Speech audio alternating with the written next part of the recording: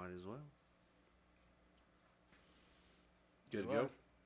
Welcome in, everybody, to another episode of Tunes and Throttles. Tonight we have David Woolridge with us, local musician and writer. As usual, you know, we like to push good music and good people, and that's why we reached out to David. Appreciate it.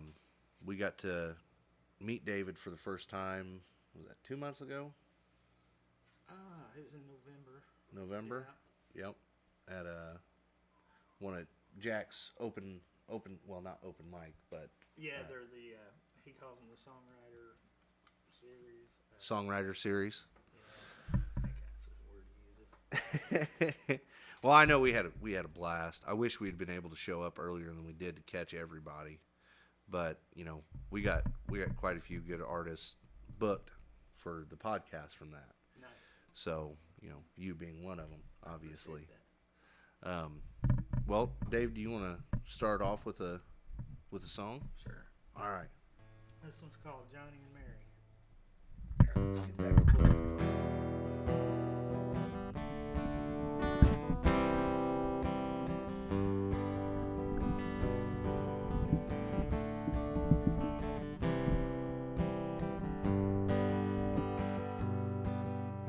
Johnny took Mary by the hand.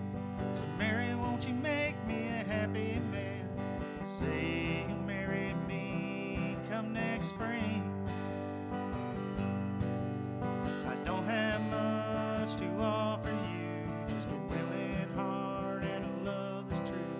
I can't buy you pearls or diamond rings, since people in love, they don't need those things. Cause Mary, don't you know, love makes the world go round. It makes a weak man mighty, it brings a strong man to the ground.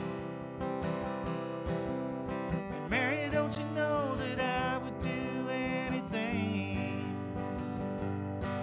just to hear you say I do, to see you wear my ring.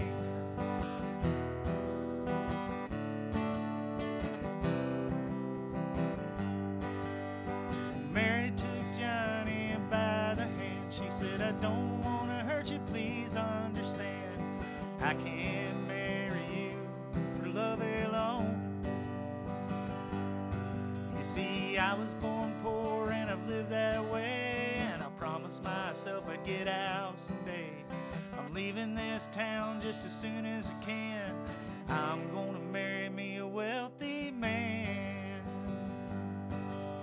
'Cause Johnny, don't you know, money makes the world go round.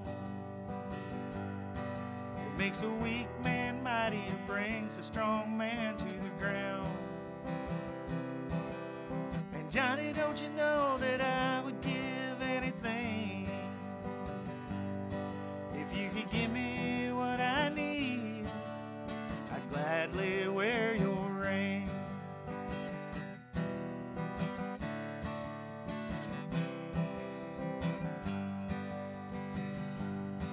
Well, Johnny's holding Mary's letter in his hand.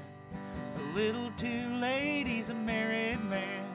A beautiful wife, 2 kids calling him dad. He says, Mary, I'm still working 9 to 5, and I ain't getting rich, I'm getting by.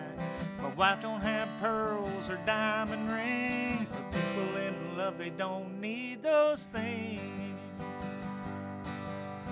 Mary, don't you know, love still makes the world go round. It makes a weak man mighty, it brings a strong man to the ground. And Mary, don't you know that I would do anything for the woman that I love, the one who wears my ring.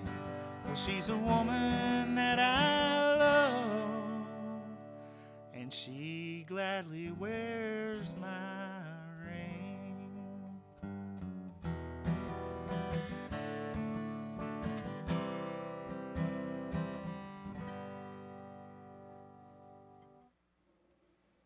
It's a beautiful song. Appreciate it. That's a That's like the first real song I ever wrote with a buddy of mine he lives in Mattoon now. His name's Brian Duncan. And that's well, how I become friends with Lee, actually, is this song. Lee actually does it out sometimes. Yeah? That song? Yeah, Does he? In fact, he did it with me at the Songwriter Showcase thing. I got you. That's a beautiful song. Now, is there a story behind that song? As far as for the song, or yeah, like personal. Is there a personal story to that? Nope. I was we were out seeing a band actually, and I got a message about midnight from my buddy. Said, "Hey, I got the song started. We can't finish it. You got to come over." So just went over, and that's how it ended up. So yeah, that's a beautiful song. He actually started it, so I don't know if he had a story with it or not. I never did ask him. Yeah. That'd be a question worth asking him. I think I probably should have. It's been 30-some years. I don't know why I didn't. Hey, who's Mary? Did you marry her or not? Yeah. No, it's a beautiful song. Well, thank you. Now, my question for you with that song is: do you have that recorded and out anywhere? We had it recorded and it was on Spotify and everything, but my friend Derek Price from Monticello plays guitar. Does a lot of songwriting with me.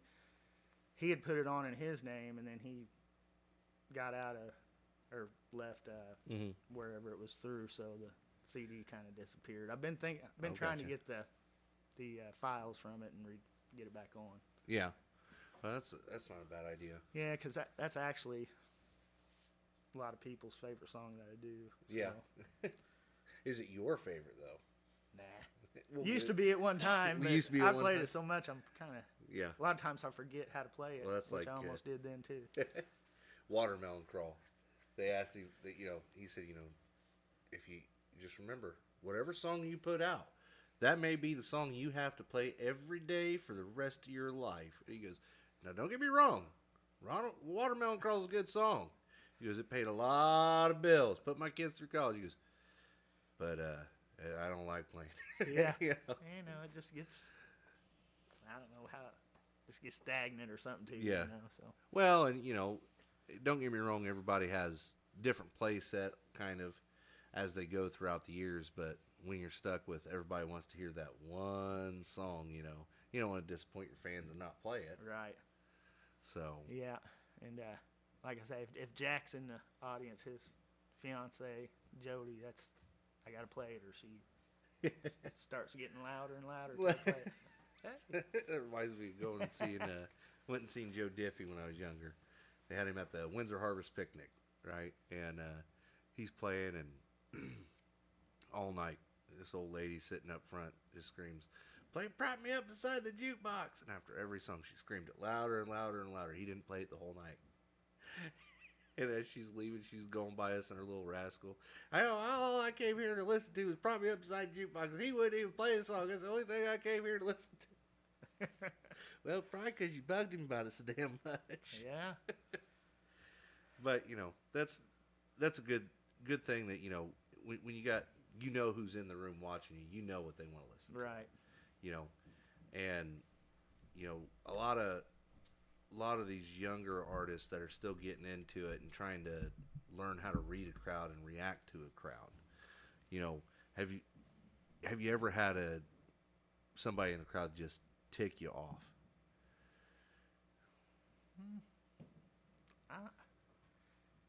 Yeah.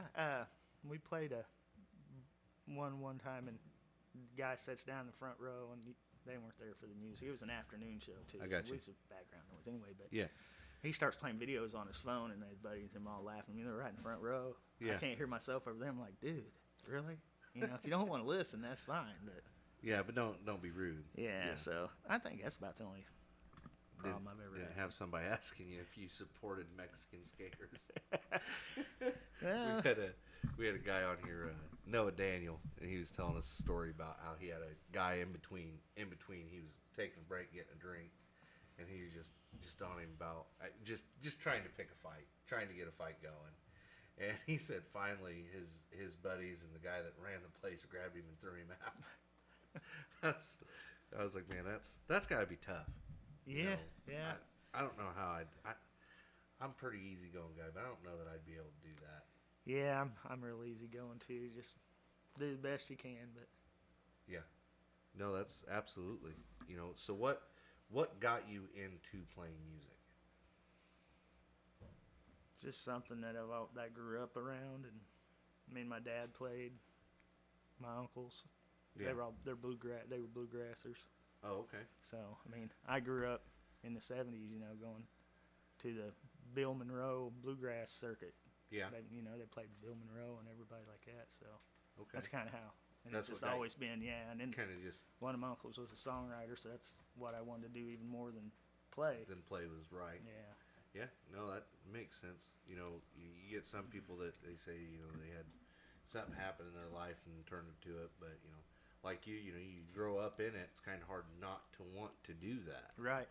You know, um, it's neat finding where everybody comes from on that. Like with your music, what's somebody that's really inspired you as far as like another artist that really is kind of implemented into your music, if you do? Probably like one of my biggest inspirations was Ronnie Van Zant. Okay. So, and then of course all the other Southern rockers. Yeah. And the old time country guys. Yeah. Was there any specific other than Ronnie Van Zant? John Anderson. Oh yeah. So I went totally different there, but yeah, John Anderson's probably my favorite country artist. Well, and that's one thing that we kind of talk about on here quite a bit is music. Music is you have your genres, but music is music. Right. There's times when we're hanging out or riding our bikes or whatever, you're going to hear us listening to all types of stuff, whether it be old country, R&B, rock, heavy rock, whatever, all over the board. And one thing that I've always noticed too is, writers that listen to different styles of music tend to have better writing styles because they're not in a box. Right. Of this is what it has to be. This is the way it has to sound because this is the way everybody else sounds. And that was kind of our reason for doing this originally was we got tired of hearing the same crap music because it's popular though. Everybody likes it. No, it makes money. Right. Doesn't mean it's good. Right. And and people tend to misunderstand that. Well, it's number one song in the country right now. Doesn't mean it's a good song. No, not at all. Is there a story to it? No. Okay, well then how is it a good song? Yeah, I like the stuff they don't play on the radio. Yeah. That was exactly why we did this was guys like you that put their actual heart into a song. They put real emotion into it and they're telling a story with it.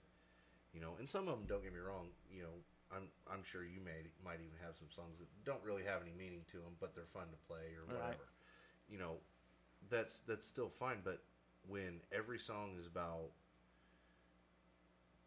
being in a club, drinking, and chasing tail, don't get me wrong, there's millions of songs like that are amazing songs.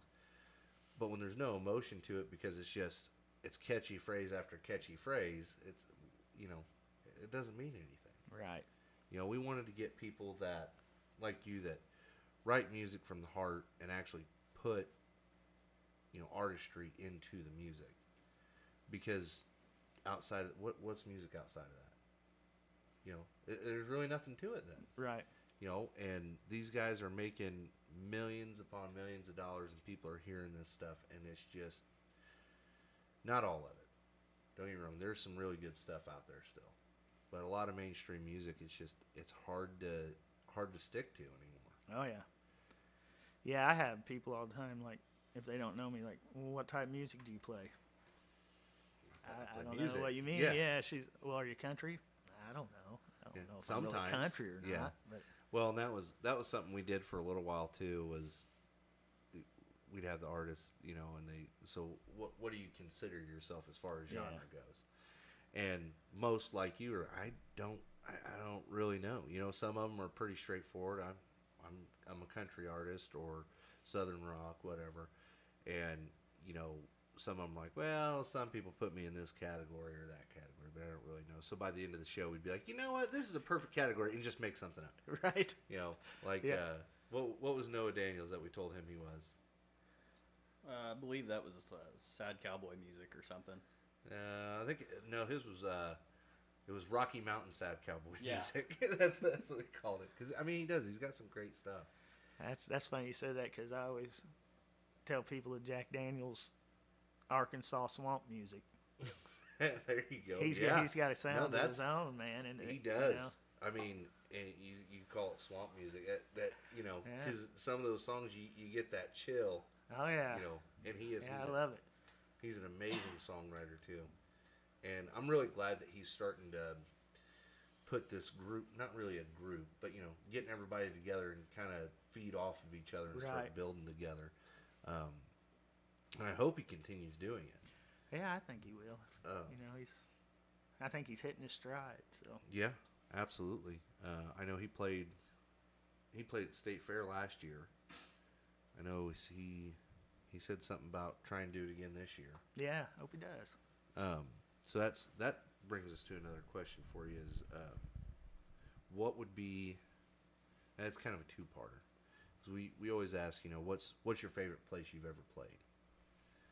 Because you know, some people are, we've, whether it be, the Grand Ole Opry or something like that, and some people are, oh, I've played the State Fair, but my favorite place is this little bitty nowhere room that there's 12 people in it. Right. If you could pinpoint one place that's your favorite, what would it be? Backroom Lounge in Riverton. Yes, I love it. I've been friends with Jeb for long time. It's the exact same thing. Jeb actually got me into doing my own stuff. Yeah. So when I met him, we was in a cover band, Southern rock and country. So Jeb's like, man, you need to play those originals because we played a couple. Yeah. So then he had me out, but it was before the back room started. Yeah. It was Capital City, I think. Oh yeah. Yeah. I got to open for some pretty big names with him, and I've been to the backroom lounge a few times. Yeah. Well, I was gonna say we went to the backroom lounge when Muddy Creek was up there a little while back. Yep. And that was the first time we'd been there, and I really enjoyed it just because it's that it's that condensed, and it's got great sound in that room. Yeah. And you're right there. And the people are awesome. And oh yeah. First time you play it though, it's a little weird because they're just sitting there staring at you, and you're used to people talking and not paying attention. It's like they're sitting in old church pews in the back room of a liquor store. It's a great feeling. So you met Jeb? Yeah, we met him while we were up there, and I actually a little while back I reached out to him because because we'd like to find somewhere for our guests that are traveling. Right. Mm-hmm. Like Kevin Thomas, we had him up here, and we put him up here at the local bar at the Publisher, and it was great. It was a good turnout, but we're not sure if they're really interested in continuing doing that. We're trying to find somewhere that it's like, hey, here's our schedule for the next 6 months. These are the people traveling out of state. Would you be interested in them? And it'd be promoted by us with them, and that way it's kind of the same place every time we do it. Right. And whether it's big, small, or we want to grow together, whatever. So we reached out to him about it, and we also reached out to try to find out how big that stage is. We want to make sure we got just as enough room here as they do there, because I mean it is almost perfect. Yes. For a band. I mean, you're not going to move around a whole lot, but your lead singer can move around a little bit. Everybody can move just a little bit, but not too much. But it's also not so small that you're stuck in a corner almost. Right. Right. But yeah, we really enjoyed the back room while we were there. Yep, it's a good place. Now, what would be your aspiring? Where would you aspire to play? Your goal as a musician, your number one place that you'd like to play, and who would you open for, or have open for you? And it can be somebody that's dead. Doesn't have to be somebody that's alive. Yeah,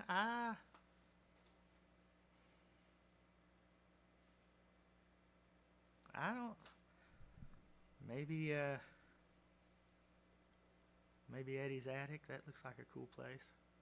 I've seen a lot of videos. Where's that at? I'm pretty sure it's around. I don't know. It's down south.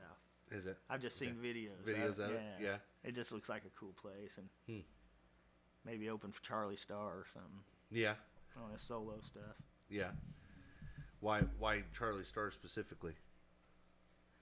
I think he's probably the most talented musician that I've ever heard right now. Yeah. You know, so I'm sure if I thought back, maybe I'd think somebody as Well, talented. But Yeah. as far as me just looking right now, he's pretty Just awesome. off the top of your head. Play anything, Yeah. any style. Yeah. You know, and that's that reminds me kind of yeah, that one guy. got me blanking now. Oh man, was on Yeehaw for a long time. Played music on Yeehaw all Buck? the time. No, not Buck. Not Roy.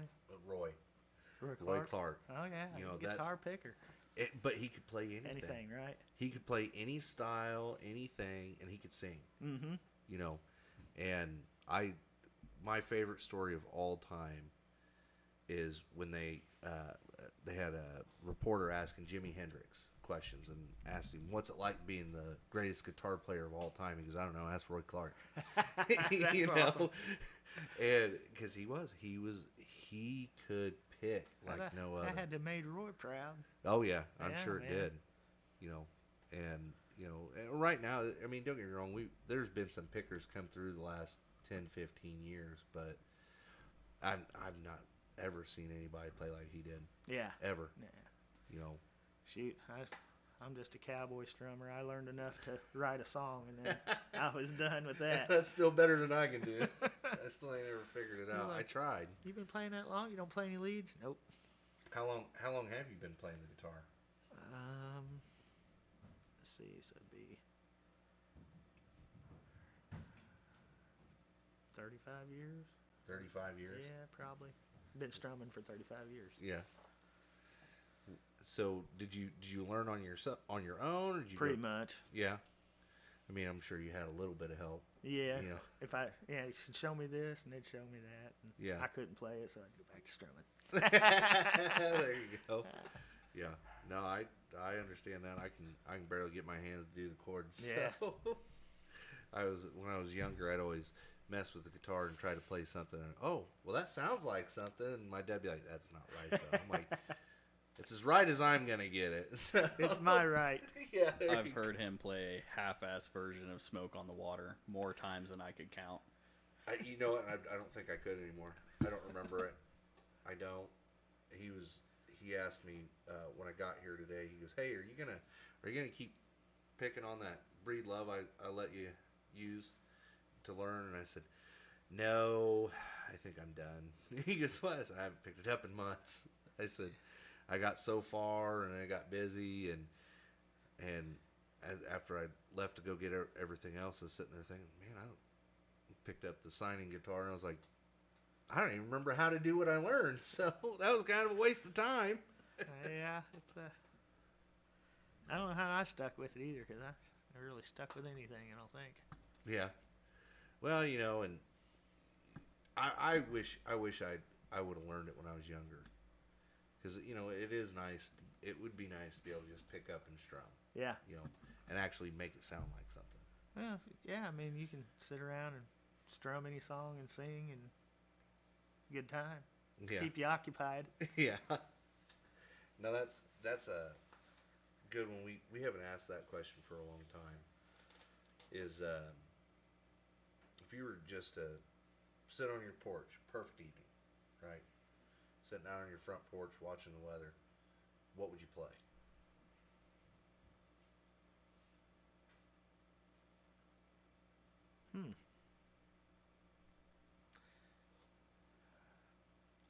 Maybe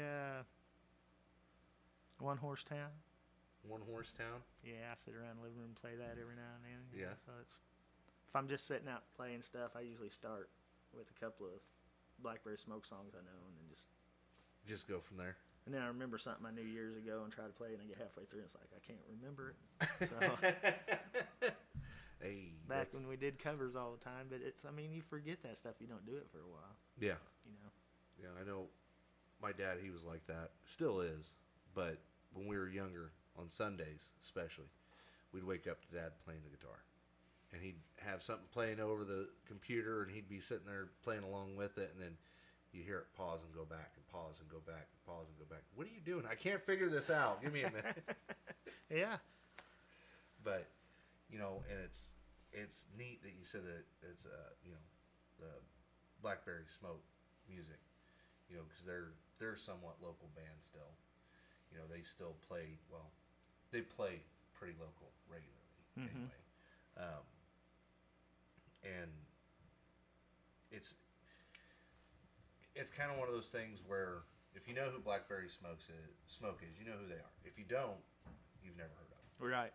You know, and it's one of those things that, you know, whether you caught them live or you maybe heard them on the radio once or twice, you know, because they're not on the radio a whole lot. Right. They're kind of one of those that you have to search for. Which, you know, we'd love to have somebody like that on here as well, but you know, they don't answer. You're right. They go, "How many followers you got?" "Yeah, I don't think so." Yeah. Well, we'll still shoot our shot though. Yeah. Hey, can't hurt but asking. Yeah.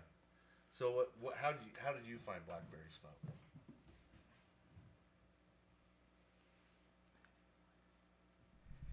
It was trying to think about mid 2000s. Mm-hmm. I think actually my buddy Derek might have had a CD and he burned it for me and said, "Hey man, check these guys out." Oh, so you stole their music. Yeah, I'm kidding. I'm sure he bought it. I have since bought a lot of their music. Oh, though. okay. But you know, he guy gives you, "Oh, okay, I'll check it out." Yeah, So, absolutely. Yeah, well, and you know, back then that's the only way you could find new music. right. You know, now you know you've got the internet at your fingertips. If it's on the internet, you can find anything. You know, and that's one of our reasons we put. You know, so I know you don't have anything on Spotify right now. Is that correct? I do actually. I You do? think I got two projects on there. Okay. Mercy and one called Strange. Okay. Should be on there. I haven't checked for a while. But Okay. it's still on iTunes. So Okay. We'll have to find it because I was searching for them because I thought you said they were, and I was searching for them the other day and I couldn't find them. But that doesn't mean that they're not on there. Right, It just right. means I didn't find them. well, sometimes I can't find myself on there either. I'm looking like, Yeah. and I even got an app for like the artist, and I don't know Yeah, how the to use. artistry I don't know app. how to use it. So Yeah. Well, because what we do is we take everybody that's been on the show and we take all of their music and we put it onto Spotify. So the only artist right now that we've had that doesn't have anything on there is John David Daly, and that's just because the episode's not out yet. right. Because you know we had a lot of fun issues that weekend. So, I can imagine. but what we do is we take everybody's stuff and we put it on the same playlist. So that way, you know, anybody that's following us or listening, you know, they can look us up and they find every artist that we've ever had on here. But by doing that too, you know, it gets everybody on a playlist. And the more that it's listened to, the more that it's pushed out to other people. Just Right. like the more your song's listened to, the more it's pushed out. But like with Spotify, what I really like, which John said that YouTube Music does the same thing, but I've never really used YouTube Music, where it'll, like, say you start searching people, you know, and say I'm searching, you know, you, Jack, and Leighton, but I'm actually putting it into the search bar and then listening to the music. It's going to start pulling up similar artists. Right. So it's going to pull up similar artists as in similar style and similar listening. So if you've got, you know, 2,000 views on one of your songs and you got like 3 monthly listeners, okay, it's going to pull up another artist that's similar to that. Right. But it's also going to pull up artists that are similar, that are higher. So like we were, you know, when we get into having a show, we try to go back and listen to everybody's music as much as we can. You know, with yours, I couldn't find yours, so I was going back to your TikTok and stuff like that, listening to everything you have there. Right. But it'll start playing artists similar. We found a couple artists doing it that way. But I told Tim, I said, you know who popped up after I was listening to you? He goes, "Who's that?" I said, "Ray Wiley Hubbard." He goes, "Well, that's nice." I didn't think I'd be anywhere near that. I said, well, That's- it's the similarities. Right. Kind of like yours. You do a lot of storytelling in your music, which that seems like that's kind of gone away Yeah. over the years. Yeah. You know, one of the greatest storytelling artists, I think, anyway, was Marty Robbins. Was able to put a whole story that was a true story even into music form, and we don't really have a whole lot of artists that do that anymore. No. No. And I don't understand it. I mean, I know it's not easy to write a song. Yeah. I think it's a generation. Yeah, well, that could be too. We've got there are a few artists out there that are starting to go back to that are on the bigger stages now. And it seemed in the last, I don't know, 6 to 9 months at least, that's really started to change a lot. Yeah. Which, it's like, okay, but what happens to that style of music that was prevalent? Is that going to go away again? Because it seems like every 10 to 15 years it happens. Yeah, circles. And it's all genres of music. Mm-hmm. It's not just country, which is what we mainly push about. Is with country it gets really poppy and really machine like. Right. And then you have artists that come through that go back to the original roots and this is song again. We only want that. Right. And it's odd seeing that It is kind of like trend. Zach Top putting the '90s country back out. And Yep. It's like that's a good thing, man. Yeah, and that's one of them I usually talk about when Yeah. I talk about that is Zach Top, because he's now I understand he's not writing all of his own music, but what big artist does? Right. There's very few out there that write all of their own music and or are the only writer on their music. Mm-hmm. Even people like Jamie Johnson and Chris Stapleton, who are amazing writers. Right. They still have co-writers and they still sing songs that aren't their original writings, whether it's a cover or just a song that they've picked. Hey, I really like this song. Now, would that be something that would interest you as far as being a songwriter? Somebody I'd coming love and that. taking your Yeah, song? that'd be awesome. I mean, it makes me happy when one of my buddies covers a song. You know what I mean? Yeah. Oh yeah. So- I can only imagine. Yeah, I definitely. That's like I said. That's what I didn't start out to be playing out really, but Yeah. I think once it got into writing and I had enough songs, I thought, well, the only way anybody's gonna hear them is if I go out and play them. So that's pretty much how it. Yeah. No, I mean you're absolutely right. Now how often do you play out? I used to play out a lot, but the last year and a half, I've cut it way back. I really try to do only songwriter stuff, Okay. or a like a gospel type gig, Okay. so that's usually. But I mean, I've been playing some other stuff a little bit. Yeah. I went out and opened for Jack again there last month. Yeah. So, Yeah. and then I get people calling, but I'm at the age now where I only do the ones I want to do. There you go. Yeah.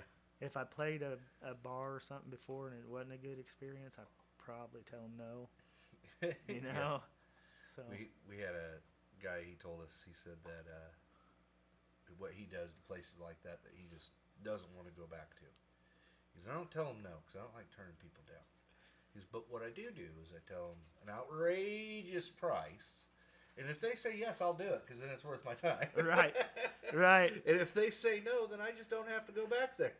Yeah, that happens like in my day job. That what I do for a living is like somebody wants you to do something, you don't want to do it, and so you charge it. It's just going to be this price, and then they say okay, and then you're like, oh, No, I should have said more.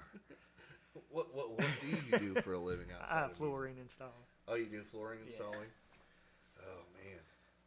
That's a tough job. Yeah, I'm at the end of it though. Yeah. Yeah, I'll draw my union pension in March, I think. Oh, okay. What's So- your plans then? Fishing, maybe write some more songs. There you go. Yeah. Get a job at Casey's making donuts. Be the donut times I'm guy. thinking about it. Hey. Give me something to do. Yeah. Yeah. Keep you from going crazy. Keep you from making her go crazy. Yeah. That's right. I could probably do that if I sat around too much. Well, we've got a long way before we even get to think of that type of stuff. Yeah. Well, my youngest is 20, and he every now and then he says something. I'm like, son, you got a long way to go. You got another 40 years to go. And good luck with it. Yeah. No. That is one thing that if I could go back and change, it'd be here. Don't do this stupid shit. Just go to work. Yeah. Make all this good money and retire really early so you can enjoy it. Because it's hard to enjoy yourself while you're working those hours. We try to go on vacation and bike trips as much as we can, but it seems to get harder and harder year by year. And you just feel like you got less and less time. Yeah. My dad worked up till the day he passed away, so I'm not gonna. Was that a bad one? No, I just no. I heard the ding. No, I was like, what'd I do? No, we didn't get violated on that say? one. No. That's But yeah, so he didn't get to enjoy retirement or anything. So yeah. Well, and that was my thing too. Is I see my grandparents, where they're trying to enjoy themselves in their later years and stuff, and it's like I don't want to do that. But at the same time, it's either you wait or you're just broke and you got to wait longer to retire. well, I'm broke, so but I'm gonna do it anyway. Yeah. There's more important things than money. Oh yeah, yep. And that's one of the things too we see with, and I don't mean to offend you by saying this, with older artists. Yeah. That we hear is it's not about the money. It's about the enjoyment of playing. Right. Now with your music, have you had anybody come up and say that your music's changed them or that they've really attached themselves to it? Yeah, I have we'll go jump back to Jeb. I wrote a song called Mercy, and it was a pretty dark time in my life, and Jeb pushed that to no end. I mean, on Facebook those years ago, I lost track after 50-some thousand views. Well, yeah. I'm from a town of 400 people. Yeah. Who would have ever Yeah, we thought don't that I count was going that to high. get that many people? Yeah. And I have a lot of people tell me that song means a lot to them. Yeah. So. Well, and that's one of those things too. If you were a younger artist trying to hit it big, I'd say, okay, do it again, and then start pushing the hell out of it. Yeah. Here's all the tips and tricks we found to do to go viral if you can. Because that's an odd thing too. Oh, I don't understand it. Do you do a whole lot on social media? Just every now and then I pop on and put something on just for something Yeah. to do, but I don't do it as to really try to push anything. Yeah, just something more for people to find it. If you're like, hey, Yeah. you want to see it, here it by is. chance, maybe somebody will hear it, So Yeah. I probably should do more. Well, and that's one thing we tell artists too is, and only because we've seen it firsthand, when we've seen it done successfully too. But just because somebody did it that way doesn't mean it's going to work for everybody. Right. And that's what everybody's always chasing. What's the one thing that's going to make me go viral and make me be a big hit and this, that, and the other? And you can say, well, this person did this exact stuff and you can do it exactly the same. Doesn't mean it's going to happen. It takes, more than one person, but it takes the right people seeing it to Right. make it go viral. Yes. I When agree. you have somebody that sees your video that has 500,000 followers and they're like, oh, that's a great video, and they share it, okay, Then you're getting. that's when you start hitting the viral strides. But when you've got 100 people that have 1,000 followers, on Facebook or whatever, and they share that video, it's going to take a lot longer for it to go viral. So it's not always just how you do it or the content you put out. It's a lot has to do with who sees it. Right. And one thing we always tell people too, because we've had the whole, oh, well, you don't have a whole lot of followers. Kind of like your TikTok, it doesn't have a whole lot of followers, Nah. but it doesn't have to. I don't do TikTok hardly at all. If I do something, it's usually Facebook. Facebook. I've completely not even. I stay Kinda away just from threw it away. Instagram. Yeah. No, I get on TikTok because I like the funny videos. That's I see some funny stuff. That's so, if you, we couldn't put it publicly, I don't think. But our conversations on TikTok are not words, hardly ever. It's usually, check this artist out, and then it's stupid video, stupid video, stupid video, stupid video. Here's an artist, stupid video, and then that guy's stupid. That's Heck yeah. that's actually 90% of our communication. Yeah. It's just That's a good way, though. yeah. I like to laugh. If you know what I mean. If you can't laugh and have a good time, what's the point Oh yeah. of anything? Yeah. And I don't like being serious all the time. no. Yeah. Well, that's one of the things we had somebody ask us. They're like, so are you guys real professional on there and everything too? Hell no.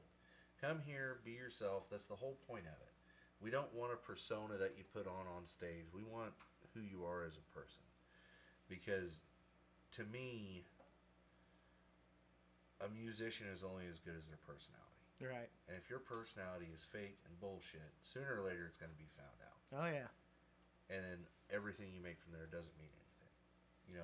You get some of these artists that you find out years later were just absolute a-holes. It's like, that's why they only had like 2 hits. Right. Was because they were assholes. They may have, had a persona, in front of their fans and stuff, but behind the scenes they were just assholes. So they didn't get to do anything. Mm-hmm. And it's one of those things we always, any artist that we try to promote or try to get on the show, I want to make sure they're a genuine person. Right. Because if they're not, we don't want them on the show. Yeah. We actually had one that we canceled because of that. Really? He's a younger guy, and it's more of I think it was more of an age thing than anything. But he thought he was bigger than what he was, and it was on TikTok too. He was on somebody's TikTok live, and I was watching from the outside, and I wasn't actually in it, so you couldn't tell that I was actually watching. Because TikTok, if you're scrolling by lives and see it, if you don't click on it, they don't know you're there. And he started going off on this person on, you know who I am, a big deal I am, this, that, and the other, da da da da da. And I said, yep, not working with him. And Yeah. I got a hold of him. I tried to get a hold of him for months. He wouldn't respond to me. And I finally just said, look, dude, it's like, I've been trying to reach out to you. We have to cancel. I can help you find someone else if you'd like, but it's not for us. Yeah. And I had a buddy that runs a podcast. He had another podcast out of different state, Red Dirt Disciple, who's a very good friend. He's actually got quite a bit of motion going right now. Okay. He had said he had asked me about it, and I told him. He goes, "Huh? Yeah, I probably won't work with him either." Then I said, "Oh yeah." He goes, "Yeah, I was scheduled to." He goes, "We didn't have a date nailed down yet, though." Yeah. And it's like I don't want to push somebody that's going to be a jerk. Well, there's no reason for anybody to act that way at No. all. Now, Or anything. Don't get me wrong. Somebody does something wrong, and you want to defend yourself or whatever. But when you're sitting there doing all, you know who I am, what kind of big deal I am, and this, that, and the other. Yeah. That was one of the things that turned me away from Zach Bryan's music. Yeah. When he first came out, I was like, okay, I really like his stuff. And then he had an altercation with the police.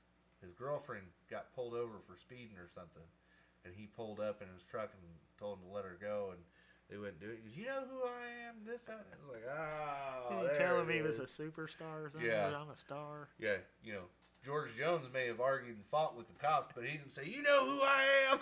No, because they did. Yeah, they did. George, no, you got to go home. Well, this guy's got a camera on me. I'm going to whoop his ass. Yeah.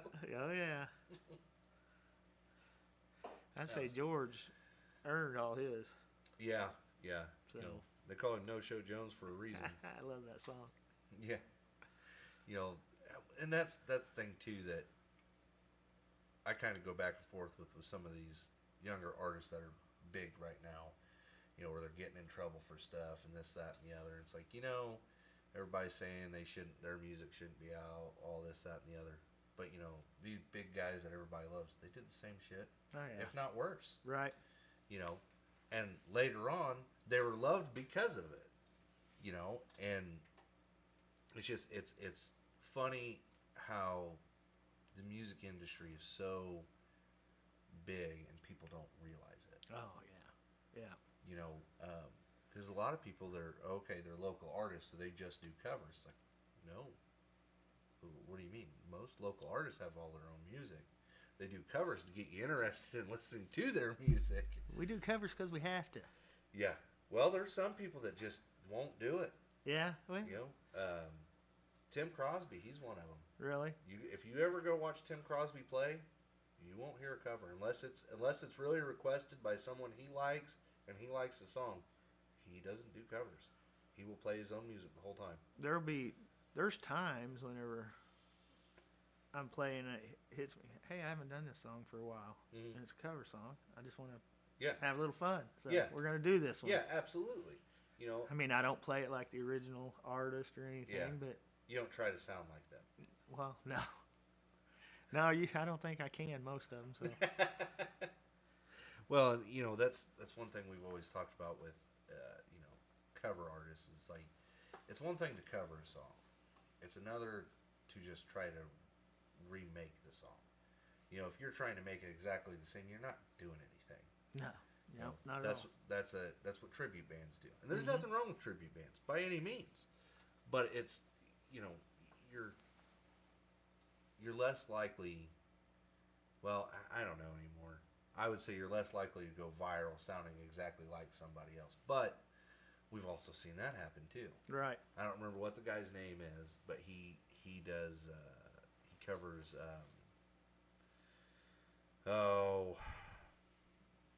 why am I blanking on names tonight?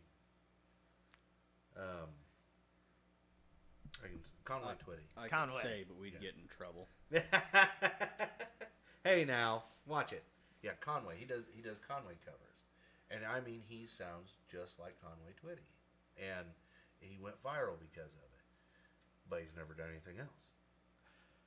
Oh, I think You know who I'm talking about? I think I do. He wears a bandana Yep, a lot. bandana. Yep. The very first one, bandana, white shirt, just sitting there on the stage by himself. Yeah. Yep. Yeah. He does really good on the Conway songs. Yes, he does. It's like, okay, now what can you do on your own though? Yeah, and I haven't heard anything. Yeah, and that's one of the things that we talk about with artists is once you go viral, it's what made you go viral. Okay, if you continue doing that, that's all you're ever going to be known for. Strike while the iron's hot. Strike while the iron's hot, and throw your stuff out now, because now you got everybody watching it. Right. You know, and some people take advantage of it, some people don't, and it's odd.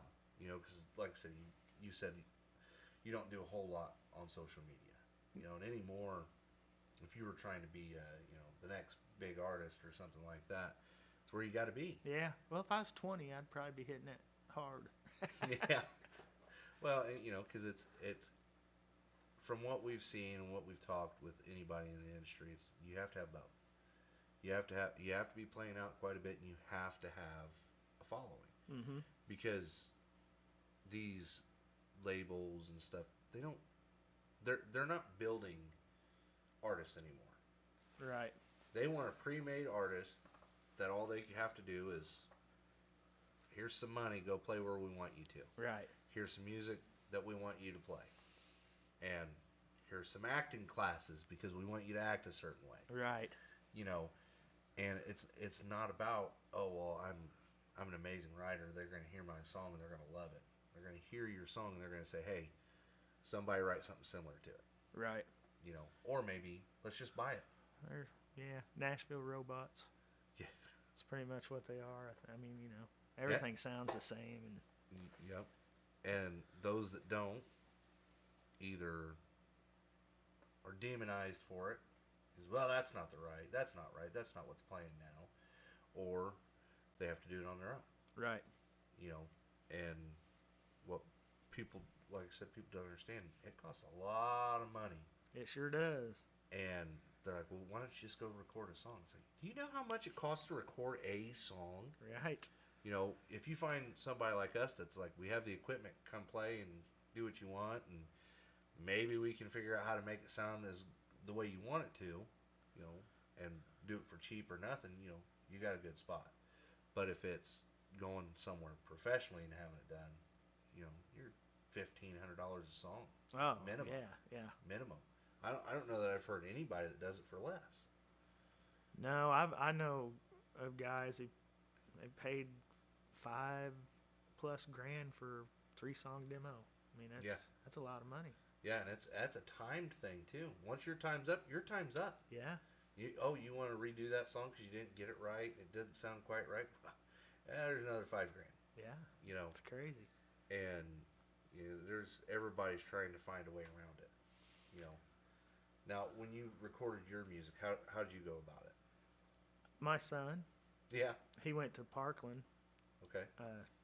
learned the basics, while he was in school, and then he started gathering equipment, and we do it in my living room. Mm-hmm. But now he's building a studio in his basement, and he moved to Milwaukee, but he recorded Jack's last one. Okay. And he's recorded mine, and it seems like he's getting better each time. So Yeah. I think the last one Jack did, had a really good sound. Yes, too. it did. It had an amazing sound. I've listened to it quite a bit. They captured his style and his swag. Yes. I mean, it's Jack's just like you said, he's one of a kind. yeah. There's not really any music out there like what he does. No, not that I've heard. That's what he's just a good guy. Yeah, he is. He's genuine. He said that he was worried about the show because he's like, I'm not a big talker. He out-talked me. Yeah, he does that all the time, man. We almost had to push him out the door. He wouldn't quit talking. Because we're those type of people that I am. He's not as much, but if we're talking, I'll keep talking with you as long as our conversations will go. But Jack just kept on, and he goes, yeah, now my wife, she's gonna wonder what's wrong with me. I don't talk to her for 2 months. He'll get on stage and just say outlandish stuff. It's like, where'd that come from, man? I remember just a few years ago, you was like me. You don't talk much from the stage. Now it's like you chatter it up, buddy. Yeah. And you say funny stuff. He I don't know what it was. I don't know if he started changing the brand of dish soap or something. He does. He got to talking more when we were at the songwriters thing. Him talking with everybody. It was like, wow, that's a little different. 'Cause that's not how I remember Jack being around people. No, and he's got, I don't know the name of it. I just call it the cherry tree. Have you seen him out live and heard that? I don't think Because that's so. he gets like, really, you want me to play that? Yes, I do. That's the funniest song. Oh yeah. And he tells his whole story like it's real. So people that ain't seen him thinking, this dude's telling me a real story. It's about a woman with no arms and legs. Next time we have him on here, make a note. Cherry tree. It's the ballad of, because I forget what it's the ballad of whatever the guy's name is, where he tells people that he lived in a trailer park across from him. Okay. And how his wife had no arms and legs. So she looks like a stump to him. Man, it's just crazy. It's funny, but the story leading into the song is probably the best. Yeah. Yeah, that's great though too. Like we said, it's great having story songs and it's great having funny songs. But when you mix that together, it's like, what's his name? Ray Stevens. Oh yeah. I found his Christmas song, Santa Claus is watching you. He's everywhere. Yeah, he's everywhere. I hadn't heard that song. I don't know how long. We used to listen to it all the time when we were kids because we always thought it was funny. He's everywhere. He's everywhere. Boom, boom, boom, boom, boom, boom. We thought it was funnier than hell when we were little kids, and I probably hadn't heard it since I was a kid, and it come across on Facebook. Oh. And I was like, oh my God, I forgot about this song. Yeah. He's got apples and oranges. In my childhood. So I played it for all of my kids and the old lady, and they all just kind of looked at me. I was like, what? It's a good song. They're like, this? No, it's not. Like, yes, it is. This is a funny song. She's not a big Ray Stevens fan. Yeah, well, some of us have different senses of humor. Yeah. Oh, man. Talk about funny stories. He had the greatest story song. Oh, yeah. What was the... Guitar's ass. Yeah. What was the... She said, shut up, baby, I'm trying to sing. What was the phone call one? Was it called Margaret? It's me again, Margaret. It's me again, Margaret. I think that's it. It's me again, Margaret. Are you Nikki? I started doing that laugh one day, and the old lady, she's like, "What are you doing?" And I showed her the song. She's like, "What is wrong with you?" I was like, I don't know. Yeah. I got dropped on my head. Yeah. It's like Dad had us listening to Ray Stevens when I was like 6 or 7. So, you know, the Squirrel Revival and the Street. Oh, yeah. Tons of just classic comedy songs. Oh, yeah. Well, we watched a lot of Hee Haw, too. Right. Yeah. I mean, it was all reruns by then, but, you know, Dad was like, "Here, boys, sit down and watch this." I don't want to watch this. And then 5 minutes later, we're all just sitting there laughing our tails off. Loved Hee Haw. Uh-huh. Man, I wish they did stuff like that again. Yeah, I don't know. They don't have any shows like that. Things anymore. just change. People don't think our kind of funny is funny anymore. I mean, I don't know. It's starting to come back. I well, think. Good. I think it's starting to. It's Well, just, I've seen some girl on TikTok doing the "Where are you tonight?" She started off with her dad doing it with her, yeah. and now she's like had some. And what's that old boy that won American Idol a few years ago? Scotty McQuarrie. No, not quite that level yet. Uh, Man, I can't think of his name, but I seen him on there doing Yeah. one with her. I was like, well, that's cool. So yeah. That and it's cool that and it's kind of like we talked about earlier with Zach Top. It seems like all that stuff's starting to come back around and come back to being in front, you know, and being hits again. You know, whether it be the music or, you know, like Hee Haw and stuff. They had so many music guests on there that yes, they played their music, but they were part of the skits. right. You know, and some of those skits you couldn't remake today. Oh yeah. You know, I always be frowned upon, wouldn't it? yeah. One of my favorite ones too is Roy Clark. They were on the airplane, and he's talking about the guy that he was in basic training with. He said that he was you know, kind of on the feminine side, and you know, said that word, and he goes, "Well, how do you know that? Because he threw a grenade like this." Yeah. You know, well, I might get in trouble now, but you know. People are easily offended these days. They are, and it just seems like people are finally fed up with it. Yeah. You know, if you don't like something somebody says, you walk away from them. If that's not enough, you do something about it. Well, if you say certain things like when you was a little kid and you've grown all the way up, you don't mean that. You're not trying to offend anybody. You're not being mean to anybody. It's just how you. Well, and like, So, you know. some people don't realize some of the sayings they grew up with are racial slurs. Right. Because where they grew up, it wasn't considered that. Because Uh-huh. it wasn't meant in that way. And you take that type of person and put them in like a more city setting or something like that, and somebody hears, they're like, "Excuse me, what did I say wrong?" Yeah. All right.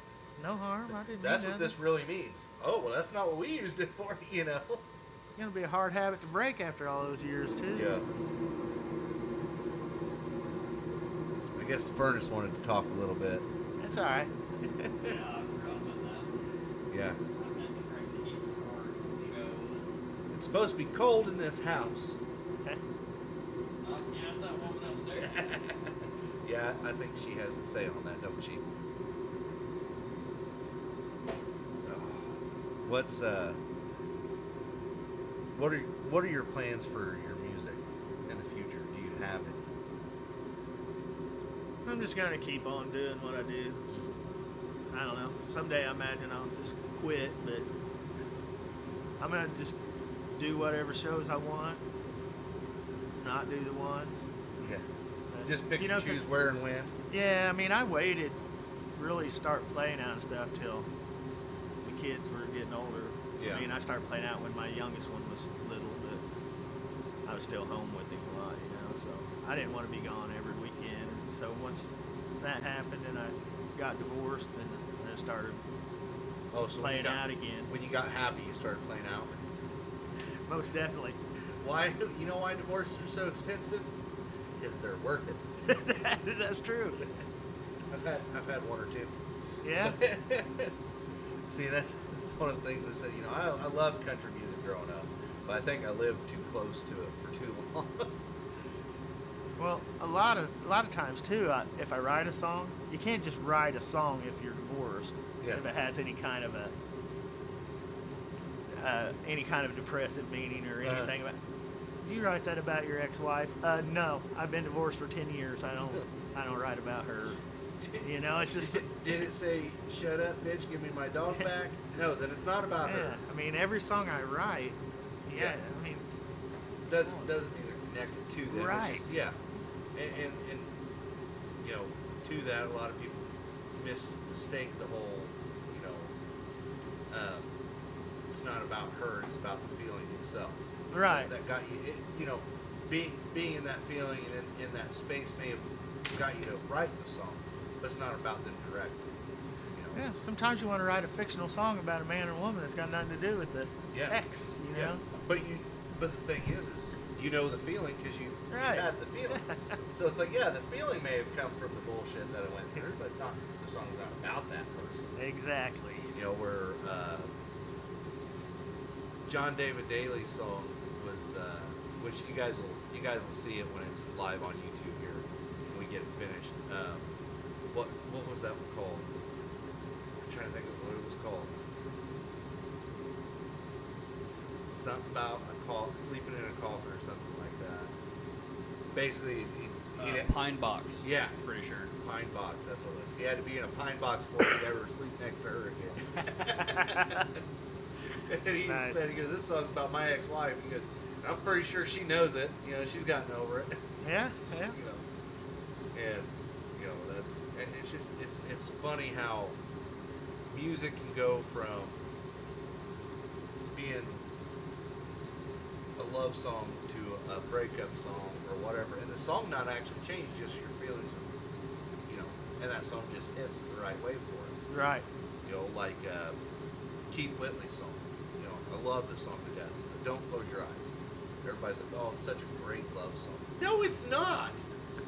It's about her pretending he's somebody else. Yeah, keep your eyes open. Yeah, it's like, hey, Don't close them tonight. quit thinking about your ex. I'm here, all right? Like, you're stuck with me. Quit thinking about him. You know, but, you know, people don't look at it that way. They're like, oh, he wants to just make it. No, he's saying stop thinking about somebody else while I'm doing it. Right, Like, right. you know, and there's so many songs like that that are just completely mistaken what the song's about. Alabama's Old Flame. Yeah. Yeah. The old flame burning at home. Yeah. Yeah. He's telling her to quit that. Yeah. You know? Well, that's kind of like the Call Me the Fireman. Yeah. You know, a lot of people are like, oh, it's just a catchy song. No, it's not. No, talking about going and doing every chick in town. That's Like, right. You know, and Even his buddies. yeah. They don't. Yeah, that's right. Yep. Yes, You know, sir. And it's just, it's funny when, like, because I've done it over the years, and I know you have too. When you listen to songs, you're listening to it to hear the song and get to know the song, and then you go back and you're actually hearing it. Right. You know, or opposite. You hear the song until you get to know it, then you start actually listening to it and start hearing the little parts in it. And every once in a great while, I'll go back and listen to a song that I haven't heard for a while. Be like, holy shit, that's not what that meant. That's not at all what that song's about. Okay, now I know. That song means something totally different than the last time I listened. Yeah, because I'm actually listening to it. I'm not just hearing the song. Right, right. It's like, what was that song that you like, Farron? Zach Bryan does, I think. Or is it Morgan Wallen? That the original's better, but I think they don't both remember do it. who did it. Does it cover me? Yep, Jason Isbell covered it. Yeah. everybody thinks it's a love song. It's not. It's a song about a soldier going through PTSD. Yeah. And it's, ain't nobody leaving this house. It's not, I mean, it's still kind of a love song, but it's not about what people think it is. They're thinking, oh, they're going to make love this whole time. No, it's, you're not going outside because he's losing his mind, you know, and he's in that real dark place.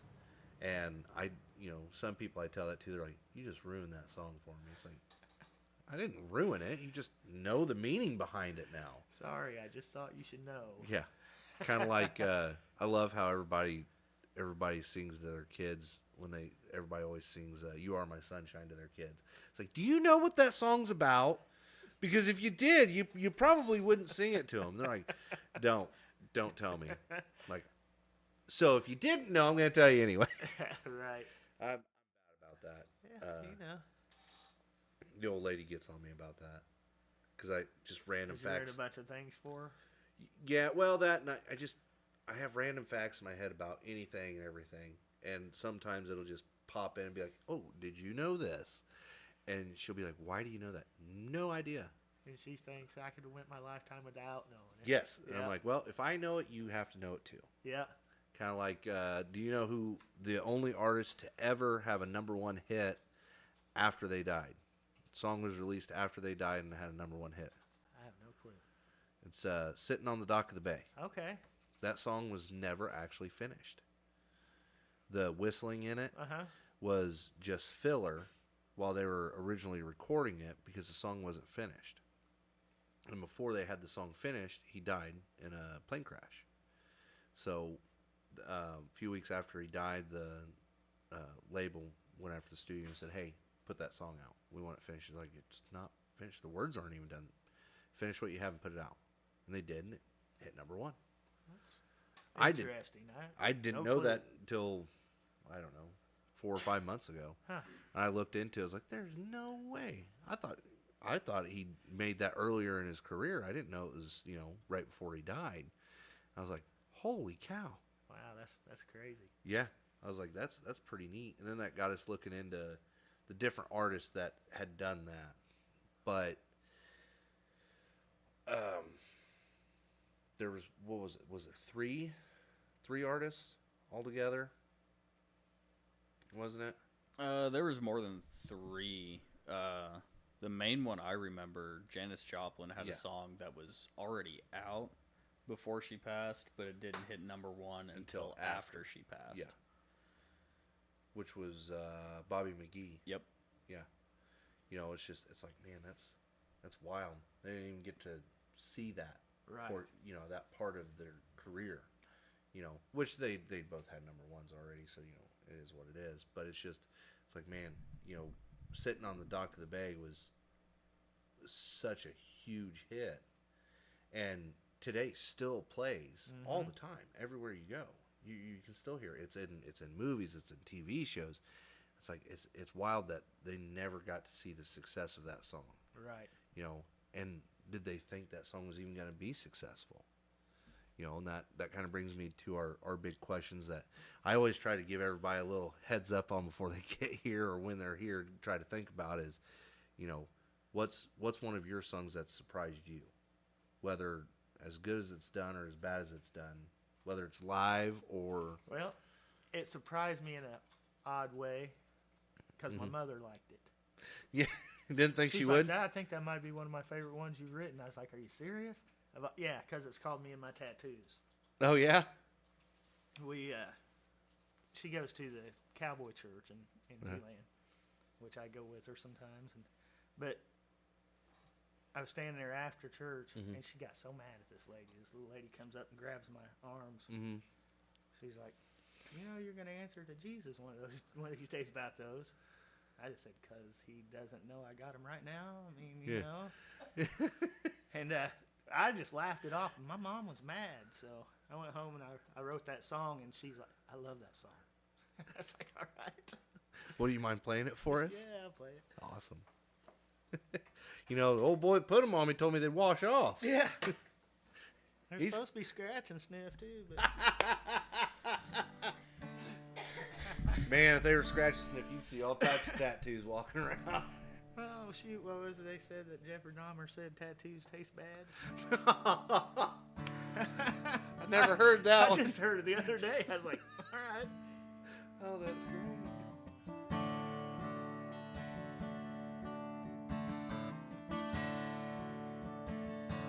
Will you judge me by the way I look? But I live my life by the good book. when it's over, they'll answer for what I've done. But it won't be to you. You're not the Father or the Son. And Jesus loves me in my tattoos. He knows my troubles and the things I've been through. I can get to heaven as easy as you. Jesus loves me. And my tattoos, I'm not what you'd call a religious man. I believe in heaven and God has a plan. And yes, it's true, I'm more sinner than saint. But I don't pretend to be something I ain't. Jesus loves me in my tattoos. He knows my troubles. He knows the things I've been through. I can get to heaven as easy as you. Jesus loves me. And my tattoo. You judge me by the way I look.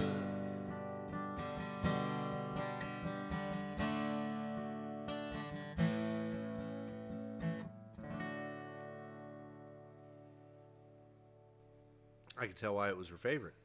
This is a great song. I was really shocked that. Cause she was the one when I started getting tattoos. Like, another one? Another one? Really? No, growing up, tattoos were not allowed. Right. You know, it was something always told to us was you're not allowed to have them in this house, this, that, and the other. And two of the three of us all have tattoos. Two of the three of us have tattoos. But our thing growing up was when you got one, you had to go show Grandpa. Oh, yeah? Grandpa was the one, and you had to go tell him yourself. And I remember I got my first tattoo right after I turned 18. And I showed my parents, and, of course, after. Right, Didn't talk to him right. before. Showed him after, and they said, well, I understand why you did it. Still think it's dumb. At least it looks nice, and you can hide it. Now you got to tell your grandpa. I have to tell him. Yeah, you head on over to your grandpa's by yourself. Go talk to him. Oh, shit. The worst thing's probably not how mad he was. It's the disappointment. No. I feel disappointed in you. My grandpa wasn't ever really disappointed in anybody. Well, good. But he had a tattoo. Mm-hmm. And his pretty well faded away. But he the reason I got it and everything, he said, I understand. He was, at least it's not on your face and looks stupid like your cousin. We still give him shit about those. But, he's like, at least yours makes sense. He goes, I got mine just because everybody was getting one and I kind of wanted one. And he got a heart that said mom on it. Okay. He goes, which was dumb because my mom hated it. Right. So I was like, well, but and it's really neat that your mom was not necessarily for your tattoos, but loves your song. Don't let some woman come up and say something like that to you at church. Yeah, well, you kind of tell her there, don't you? And it's just it's strange that the real church going people, you're not supposed to judge, but they'll judge right there no matter what, and even in church. Yeah, I mean, most of the Cowboy Church ain't like that, and I don't think she was actually trying to judge me. She was just having something to say. Yeah, just had but to it's say just something. the point. You're lucky it's me because I know who you are. Yeah, and not somebody off the street. Yeah, which if it's somebody off the street, she probably wouldn't have said it. Probably wouldn't have. Yeah, but you can't do that. Yeah. You can't judge people. No, and one thing that I tell anybody is, it doesn't matter what your past is. It's why it's your past. Not everybody has the greatest past, and that doesn't matter. Not everybody makes the greatest decision. That's why hindsight is 20/20. That's right. I try to make the best decisions I can in life, but it wasn't always like that. Well, I'm 54 and still make some dumb decisions sometimes. I don't know anybody that doesn't. Because it's one of those things. I'm a person. I have to learn from experience. Yeah. And that's a terrible way to be. Let me tell you. It's a terrible way to learn. And it's expensive as hell. Like everybody, why did you let me do that? No, I don't ever have to ask that, because everybody knows I'm gonna do what I want to do. Yeah, your buddy would probably be like, well, I'd have done the same thing. Yeah. No, usually he's like, you said you were gonna do it. I said it was dumb. You said you didn't give a shit. And now we're here. Right. Yeah. I think one of the dumbest decisions I made. It's been the last few years. One of the dumbest decisions I made in the last few years was we were down in Daytona. We did a motorcycle trip down in Daytona, and I got something in my eye while we were riding. And I don't remember it going down like this, but Farron says it did, so we'll just take it from what he said. I got something stuck in my eye, and we were parking to go get a drink, whatever. And my eye was swelled up. Couldn't open my eyes. It was terrible. I was like, okay, I gotta go to a walk-in or something. They're like, okay, well, we'll get an Uber. I'm like, I am not. They said I wasn't. I had my phone out, had the Uber app open, and was getting us an Uber to an urgent care. Nope. I'm not leaving my bike. We're getting on the bikes. We're riding to the urgent care. Eric, it's 6 miles across Daytona, and it's Jeep week right now. There's Jeeps everywhere. We're having to lead you back to your bike like you're a blind guy. You're not riding. Nope. I'm not leaving my fucking bike. I'm not leaving it. We're riding. So we all had Bluetooth headsets in our helmets. So we're riding. Our other buddy's in front. I'm in the back. And we're guiding him blind through traffic across Daytona. Middle of the day. Busy as hell. We made it, though. Somehow. But I don't remember it going down like that. I remember saying, hey, we need to get an Uber. And they said, no, you're going to ride. But I do know, that's how I found out what a speed table was while I was blind. Yeah? They said, speed table. I said, the fuck is a speed table? Because down in Florida, they don't have speed bumps. They have speed tables. Okay, I was trying to catch up. They go up and they flatten out about the length of a motorcycle and then come back down. Instead of just a little quick speed bump. It's a speed table. Right. It says speed table. What the fuck is that? Oh, I found it. Good Lord. But we made it. We did make it. That was a little bit of payback for you not getting in the goddamn Uber. Yeah. Make me go airborne. Yeah, nice. Do you ever get into motorcycles? I've had a few. Yeah? What was your favorite you had? Oh, probably not my first one. My second one, a 79 Sportster. Yeah? It was all custom out. Actually, I just got rid of one of those. I think I bought it when I was 19. Yeah. My first bike was a Kawasaki 700. Yeah. I've got a 76 Sportster I'm in the middle of restoring. It was my dad's bike he built when I was a baby. So all my baby pictures were taken in the middle of him building this bike with parts of it and holding tools and stuff. Yeah, my old Sportster had a little hard saddle and then a brick on the back. I felt sorry for any girl that got on it. Like a legitimate brick. It was almost, it was the same size of brick and it was hard as one. But that hard saddle too that I had, you hit a bump, man, it'd feel like it knocked your liver loose. Oh yeah. That was my favorite one. Yeah. I had a 72 Sportster I bought as a deal with a 70 frame Triumph.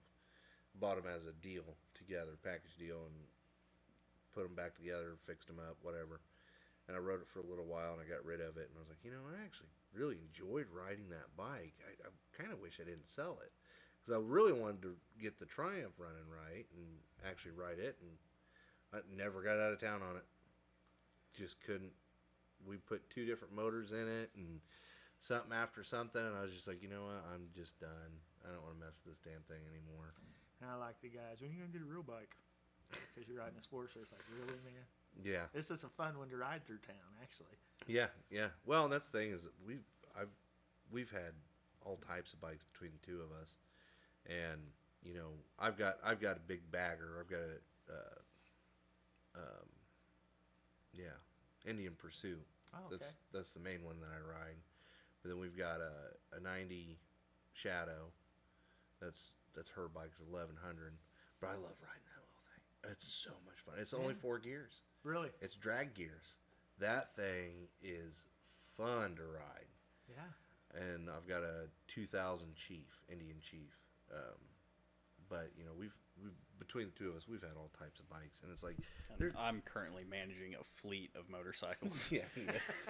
He really is. That's all right. I think I'm up to 12.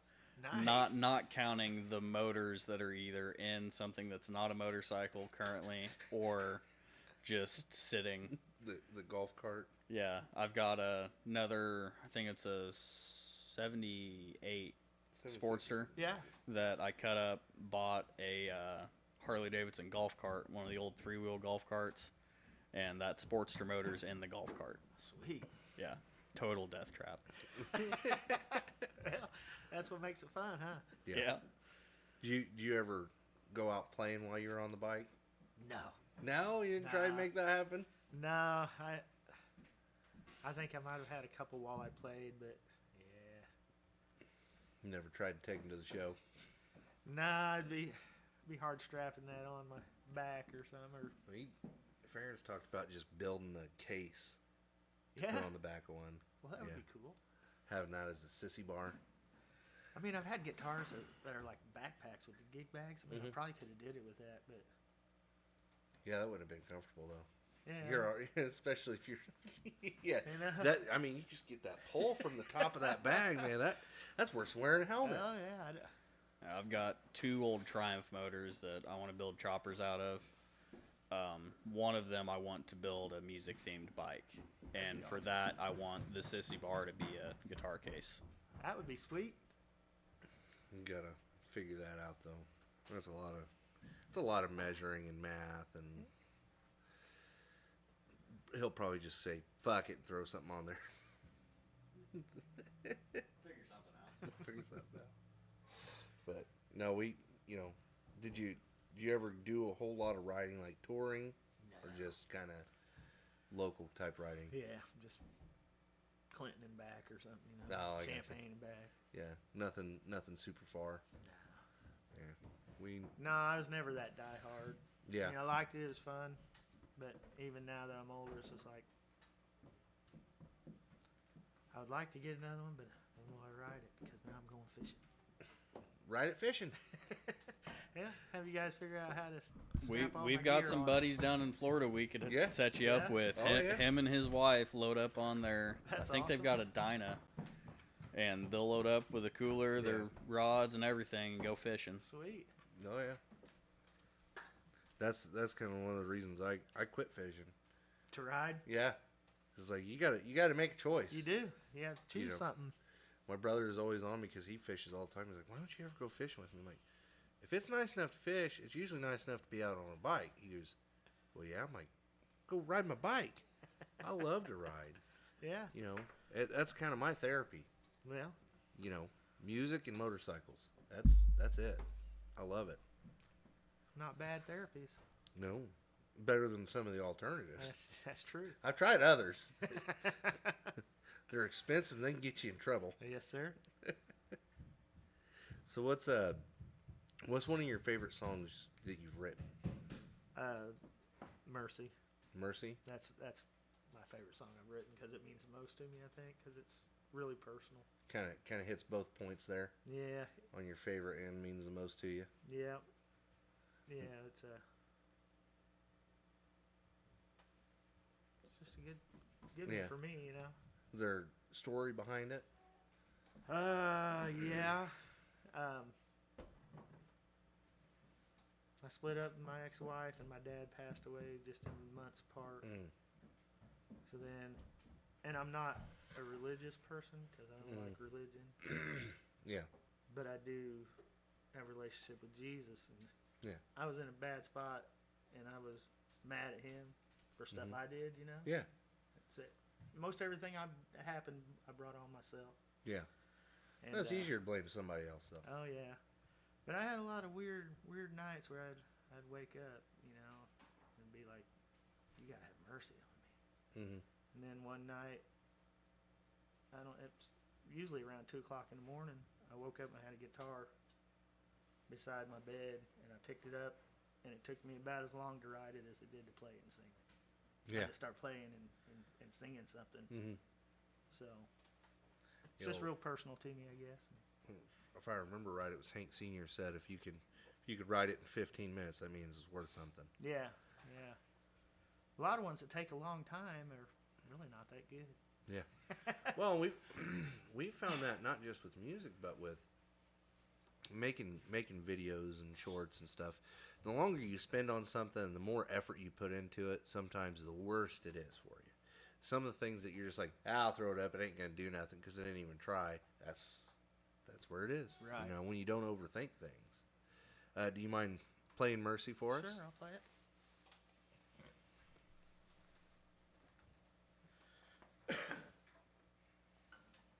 If you don't mind, anyway. I don't mind. I might get teary-eyed, but Hey, that's okay. That means there's true emotion in the song.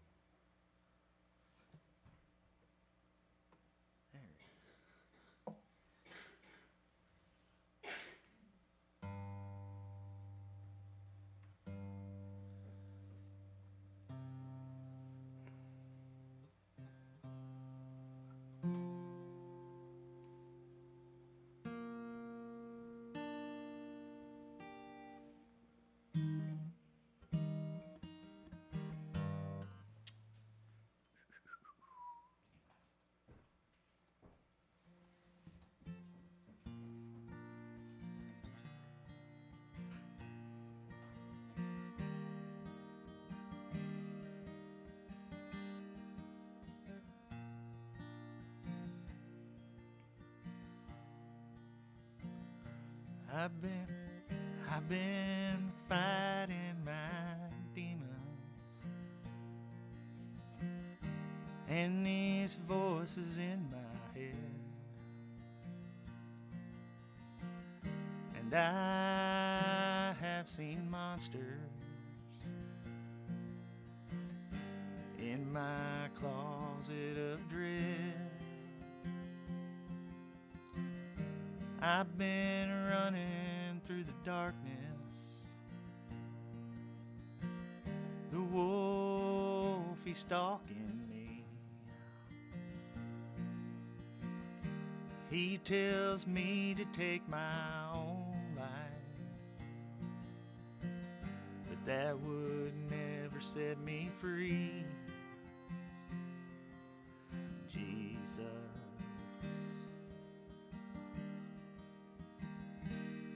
have mercy on me.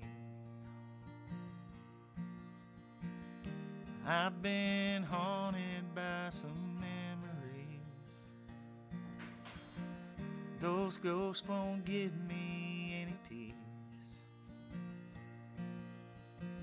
and I wake up in a cold sweat. Lord, I need some relief, 'cause I have been traveling through this valley of dry bones. I know you never will forsake me, but why do I feel so all alone? Jesus, have mercy on me. I need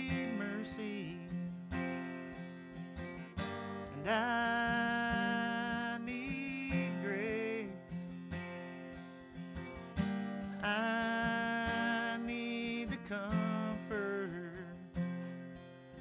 of your warm embrace.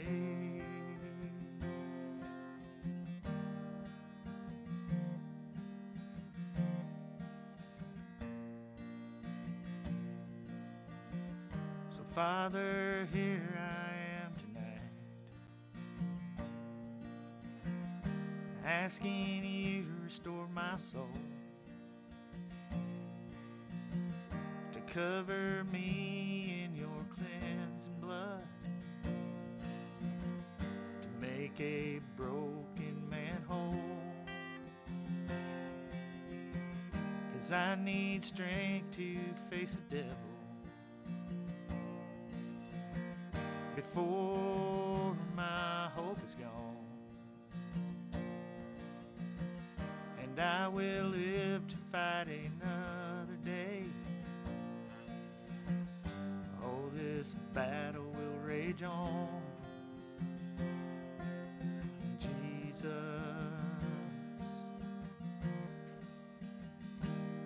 have mercy on me. Yes, I'm alive to face another day, and this battle's not my own. Jesus, oh sweet Jesus,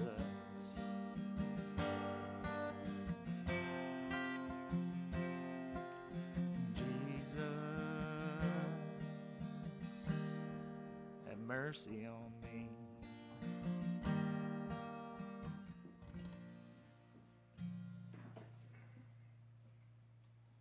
That was beautiful. Thank you. Beginning there made me think of James Taylor a little bit. Oh yeah, Yeah, the I've seen fire and I've seen rain. right. Made me think of that a little bit at the very beginning. But you know, I can definitely see how most people can relate to that song. Yeah. You know, and especially where you explain where it comes from. I definitely can see that. Right. You know. Yeah, it's I don't know. I just, if I get depressed, I listen to it or Yeah, play it. You know, play it, because it usually brings me out of it. Yeah. No, that's and like you said, you know, the problems you're having are because you put them there yourself. Right. You know. So don't get mad at God for stuff you did. Yeah, and it's hard not to. I know it. You know, and I've wrestled with that for years. Still do sometimes. Mm-hmm. You know, just because it's easier, I guess, than to say that it's your own fault. Yeah. You I know, would say that's true. especially with things that you can't control. You know, when it's something that nobody controls and it happens, it's really easy to do that. Right. You know, but which I've done to myself. You know, just because something happens doesn't mean you have to make it worse. Right. And you make it worse even though you're not trying to, and then you're like, what did I do to deserve this? Well, first off, Why do you hate me? yeah. You know, that's something we don't generally get into too much here. We try to not limit, but we just don't. Which talking like that, we're not talking religion. We don't talk religion. You know, you want to talk faith. That's one thing. Yeah. Yep. That's what I say. I'm not religious. Jesus wasn't religious. I mean, he's not a Christian. He was Jew. Yeah. You know, so.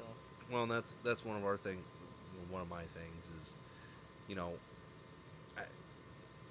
you follow how you want to follow. If you have to be religious to follow, then follow. If you don't, you don't. You know, if you think going to church every Sunday is what's gonna save you, then do that. Right. But I don't really see that. I work Sundays. Yeah. Yeah. I work. You know, it's yeah. There's just, I don't know. Everybody has their own preference and their own way of They doing do, things. and I'm sure I'll catch a lot of flack for saying, "Well, I'm not religious." Yeah. I don't care. Yeah. My thing is you can stay here and listen or go away. doesn't bother me one bit. You know, don't get me wrong. I'd like to have more people watching, but yeah, I mean, you know, I'm not gonna judge or condemn people because that's not. You know, I do a lot of gospel music, but Jesus didn't call me to condemn you or preach fire and brimstone. Yeah. He wants me to tell you he loves you. That's it. You know, I'm not gonna. Oh yeah. No, and that's even. You know, I don't know. There's a lot of people that I don't believe it. I don't. You know, I'm not into it. I don't believe it. It's like I've had people. Nice fairy tale. Yeah. It's like you believe what you believe until you change your mind. If you don't change your mind, you don't. You know. Mm-hmm. I'm big on, you know, especially, you know, we live in America. You have the freedom to choose. You can't. Yes. And if you choose what I choose, great. If you don't, I don't care. You know, we stay out of politics and stuff like that. Because, you know. I can't even. No, I don't. About that stuff. No, I don't get involved. Our thing has always been. Even at home, I'll turn the station usually if something's going on. It's like, man, I've had enough. My thing is, it doesn't matter what's going on in the political world because in general, it's probably not going to affect me directly. And if it does, it's just going to make things expensive. you know? Yeah. And it's just, I don't understand why people have to harp on, you know, when I was growing up, you was always told, be polite, have manners, you don't talk about religion, you don't talk about politics. But now that's all people fucking do. Yeah. Be as rude as they can be and voice their opinion. That your opinion is yours for your home. Unless you're in that world, that's, you know. I have deleted people off my Facebook account for either way. Just there's so much of it, I can't scroll. I'm tired. Just of get seeing tired it. of seeing I don't care which it. side you're on. I don't want to see either of it. You know, and sorry, Farron. Give me some good Shouldn't have news. messing with that. You know what Yeah. I mean? Let's have fun. Exactly. Let's play some music. Let's relax. Let's tell some funny stories, There you and go. you know. And like I said, I love you no matter who you like. Yeah. So. Well, that's, you know, I think that was a big reason for this too. Is growing up, you know, we sat around fires and talked and bullshitted and listened to music and talked about music, and you know, if you knew something about an artist, you talked about it back and forth and back and forth. You know, so sitting and doing something like this comes pretty natural. You know, because growing up, this is what my family did. Right. You know, we'd sit around in a circle and launchers still do to this day. Not as often as we used to. But everybody just sit in a giant circle. Somebody else show up, the circle got bigger, and everybody backed up a little bit so everybody could be in the circle. And you might be talking to somebody 15, 20 foot away because the circle got so big, but that's what you do. Yeah. Or you go, it's too loud, I'm going to talk to them. And we played, what was it? Lawn chair beach volleyball. Okay. So everybody just sit in a circle and take a big beach ball and just pop it around back and forth. And if it got missed, one of the kids, hey, go get that for us. Can I play? You just did. Give it back. And that's exactly what would have been said too. Can I play? You just did. Good job. That's your part of the game. Stick around. You might get to go get it again. Oh, chairs getting broke while it's happening because people are leaning back so far the chair breaks. And oh man, those are good times, you know. But you know, growing up, every memory like that, there was music in the background. Right. Yep. And we've said this over and over: is, you know, doctors are for your physical health, music's for your soul. It's to heal your soul, you know, and I really do believe it, you know, because no matter what emotion you're feeling, you can find a song or write a song to match it. You know, like Mercy. You know, you could listen to that in a happy way. Yeah. You know, because you know what you've been through. You know what, and that song may remind you of that, or like you said, you're in a really, really depressed spot, and you want to feel those feelings a little bit more. Right. Yep. You know, and the more the more we do this, the more we find that every walk of life, you come to the same. Music is music. Everybody can hear it. I see this. I don't know if it's a brother and sister, or a couple on Facebook, but they're like, we thought we knew music, and they'll play something. It's always country music because they don't know country music, and they'll play country music. And they're like, whoa, I've never, I think I just seen them yesterday for the first time. Yeah, and it's like, that's what I want this to be. That's what our shorts. That's what I want our shorts to be. Is, somebody come across it and go, I've never heard that song. Because like with us playing, you playing your music and stuff, we'll go back through and we'll edit down to that version of you playing, and we'll put it everywhere, and you can put it everywhere, whatever.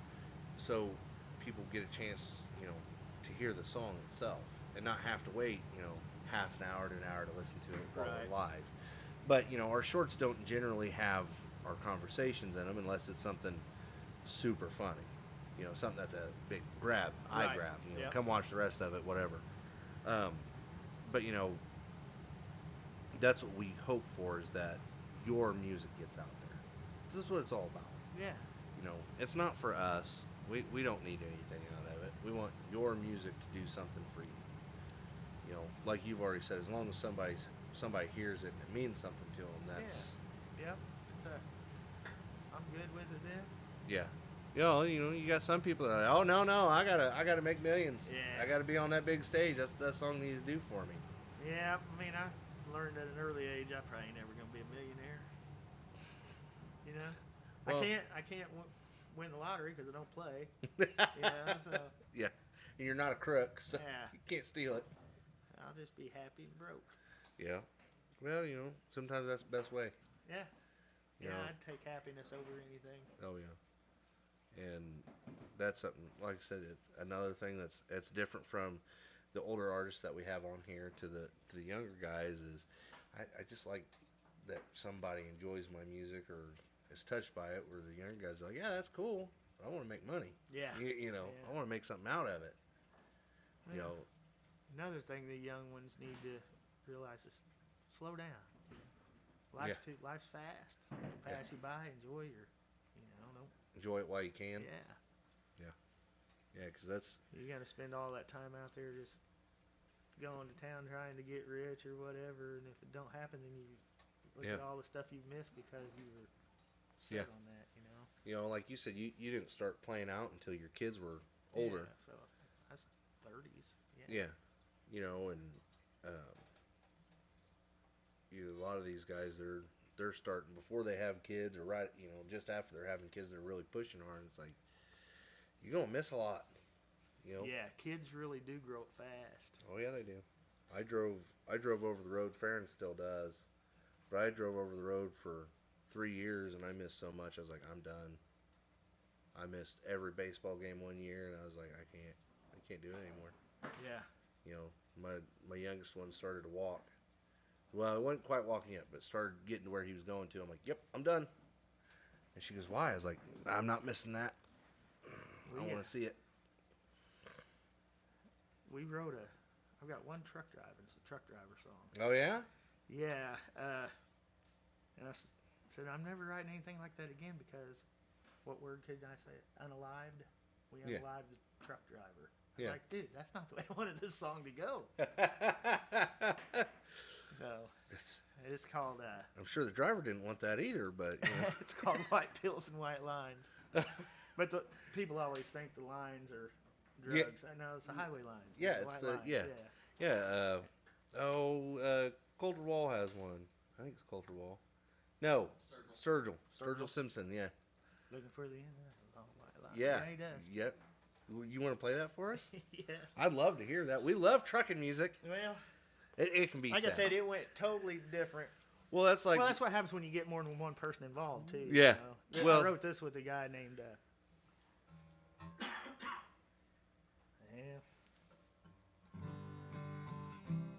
I'll play it and I'll tell you. Okay. All right. Anyway, White Pills and White Lines.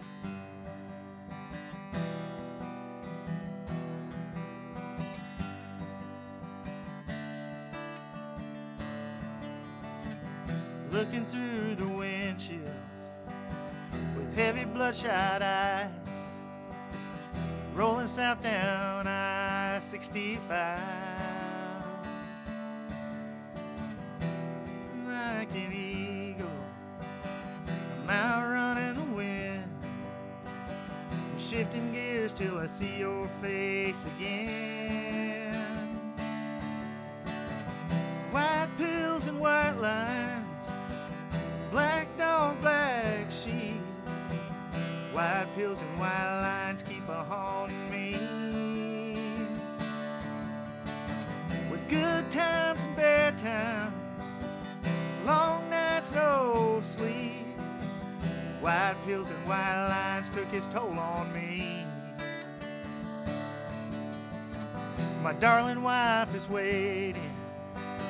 She's hanging by the phone. I can see those city lights, I'm almost home. With no way of knowing this was my last ride. So much to live for so little time. White pills and white lines, black dog, black sheep. White pills and white lines on me. And good times and bad times, long nights, no sleep. White pills and white lines keep its toll on me. The last 2 miles of a 5-day run, asleep at the wheel and I'm under the gun. I can see angels as the sun sets down on me. Tell Becky I love her and my promise still stands. And tell little Tommy he's still my little man. So I'm willing to see them again. White pills and white lines, black dog, black sheep. White pills and white lines keep a haunting me. With good times and bad times, long nights, no sleep. White pills and white lines took its toll on me.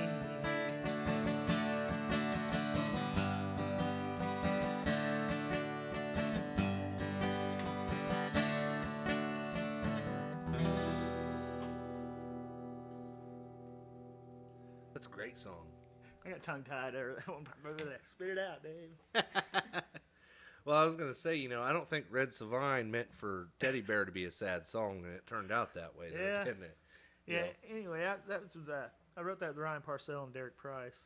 Okay. So. Yeah, that's a great song, and I've heard it. So I'm wondering, is that out somewhere? It's not on anything. It's. We heard him play it up there at Oh, Did I play it there? yeah. That's where I heard it, because you started playing. I'm like, I know this song. I was like, maybe that's one of them that was out on something that I heard. That I played it. Yeah, because I was like, I know it. I know the song. But yeah, I like that. And there's not really a whole lot of trucking music out there anymore. Right. It's not a fad anymore. It might come back someday, but even then, there were so many there for a while. It's hard to get a good one. And that one I really like that one. It reminds me of kind of the not so we said Sturgill Simpson's White Lines. It somewhat, but it reminds me of who was it? Everlast. They had a song called White Trash Beautiful, and it reminds me a little bit of that because it's kind of similar, but it's more of a they wanted a big life together, and now all he can do is drive a truck, and by the end of it, he ends up dying in a crash. And same thing, falls asleep at the wheel. Yeah. So that's really what kicked it for me. I was like, oh, that really does, that makes me think of that one. But yeah, if you haven't heard that one, that's one of their, as I say, one of their B-side songs. There wasn't really B-side by that time anymore, but it's It's just more of an obscure one for them. Yeah, it's. So I say I like those the best, actually. Yeah, I go searching for that stuff, Yep, and that's what we found more and more with independent artists too, is that most of them like the stuff that's not huge hits. Right. Because there's more meaning to it usually, or there's more emotion in it, and the record label's like, that's not gonna make us money. Yeah. You know. I mean, I personally think the record execs who do that song choosing what's going to be singles are not good at their job. No, well, they're good at selling it. They're good at selling it. Yeah. But, like, here's one for you is Blake Shelton's very first song he put out. Was it Austin? First number one. His first single release was also his first number one. It was Austin. The record label did not want him to record it at all. Yeah. To begin with. And then they said, well, we can put it on the B side. They agreed to do that. And then he said, I'm not going to release it unless it's a single. Like, we don't want a sad song to be your first single out. Because I don't care. Yeah. That's what his management didn't want to do. Because I don't care. That's what we're doing, or I'm not doing it at all. Well, look at his career. So yeah. He got a pretty good idea. Yeah, it was a pretty good damn idea. Listen to the artist that, has the feeling and knows what people want to hear. Right. Now, nowadays, I don't know that he'd be able to touch, be able to do something like that. That's, right. And that seems to be a thing too. The bigger they get, the more out of touch they get.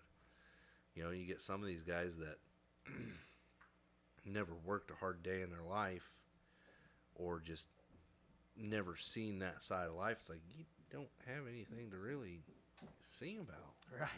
Yeah. Like Jimmy Buffett, he just sung about drinking and having a good time because that's what he knew how to do. Stealing peanut butter. But at the same time, he didn't hardly ever drink. Right. His biggest song ever was Margaritaville, and he didn't even drink.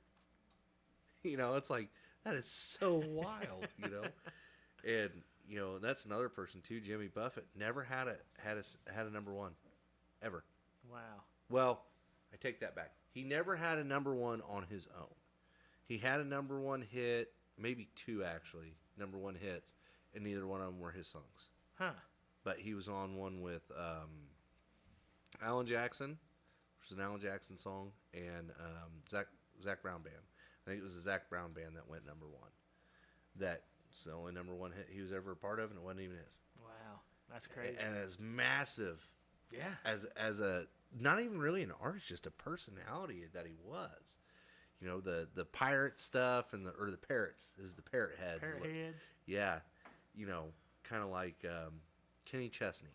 Yeah. With the pirate stuff, he does the pirate stuff. Right. He found something to attach to his brand, and it makes it so much bigger. Now is that something you would say to a younger artist, or to yourself as a younger artist? Would you have advice for yourself? I would do everything the same. I just say, just if I was talking to somebody else, like I said, I'd slow down and enjoy it. Yeah. For one, and just be yourself. Yeah. Don't try to be something you're not, because it don't work. Yeah. Well, people can see through your bullshit. Yes, they can. And why ruin your name being something you're not? Yeah, I mean, let's face it. There's not much originality left in these days. No, especially in the music area. Just do what you love to do. Yeah. If you like 1970s country, play 1970s country. Yeah. And people will like it or they won't. Yeah. That's one of the things I really like about like Hank 3. He'll do half his show country music and half his show will be metal. Right. And he tells you, all right, we're going to start playing metal now, and if you don't like it, I don't fucking care. Because this is me, and this is my show, and this is what I'm going to do. Right. I love that. Yeah. Because it's genuine. He's being who he is. And it's like, and I hate saying it, but if you're an asshole, be an asshole. Right. Don't pretend to be a really good, honest person if you're not. Because sooner or later, you're going to slip up, and it's going to come out. If you are that genuine, nice person, be that genuine, nice person. The one thing that we have found out, I don't know that I would change it, not to be so trusting. because especially in the music industry, Right. trusting somebody can really hurt you. Yeah, that's good advice. You know, we've had opportunities to do different things, but it would be screwing somebody else over. Right. And that's why we're not a big, huge thing. 'Cause I'm not going to do that. No.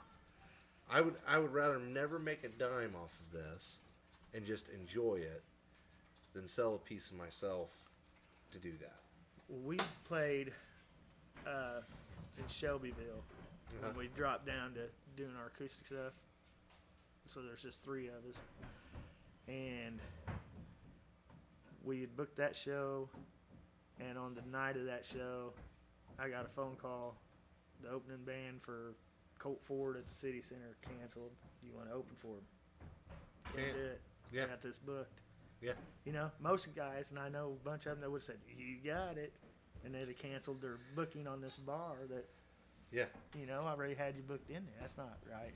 Yeah. You don't do stuff like that. But even if you were to, if that bar would have been like, we completely understand. Absolutely. Most we of them get probably that way. would, but I Yeah. just wouldn't felt right about it, you know. Yep. It's not how you do people. Yeah. Yeah, we've had that happen here. We've had it both ways where somebody's done it to us or we've had the option to, and it's been, yeah, you're a bigger act or whatever. You have a little bit more of a following, but sorry. If I've got somebody booked, I've got somebody booked. Yeah. There's no ins, outs, whatever. That's the person's going to be here. They cancel last minute. I don't have backup. I don't have backup. Right. You know, every now and then I'll have something lined up. Hey, you know, this person said that they may not be able to do it. Will you step in if they can't type of deal? You know, if I already know ahead of time that it's possible, I try to get something set up. Yeah. But, you know, that's another thing that kind of hurts us. Yeah. We trust everybody. Yep. If you gave us your word, you'll be here. You'll be here. You know, it sucks because we were doing it 8 to 10, which you were able to switch to 5 to 7. But you know, 8 to 10 is kind of your money making time. You know, on a Saturday night. Used to be. Yeah. I like the early shows now. Yeah.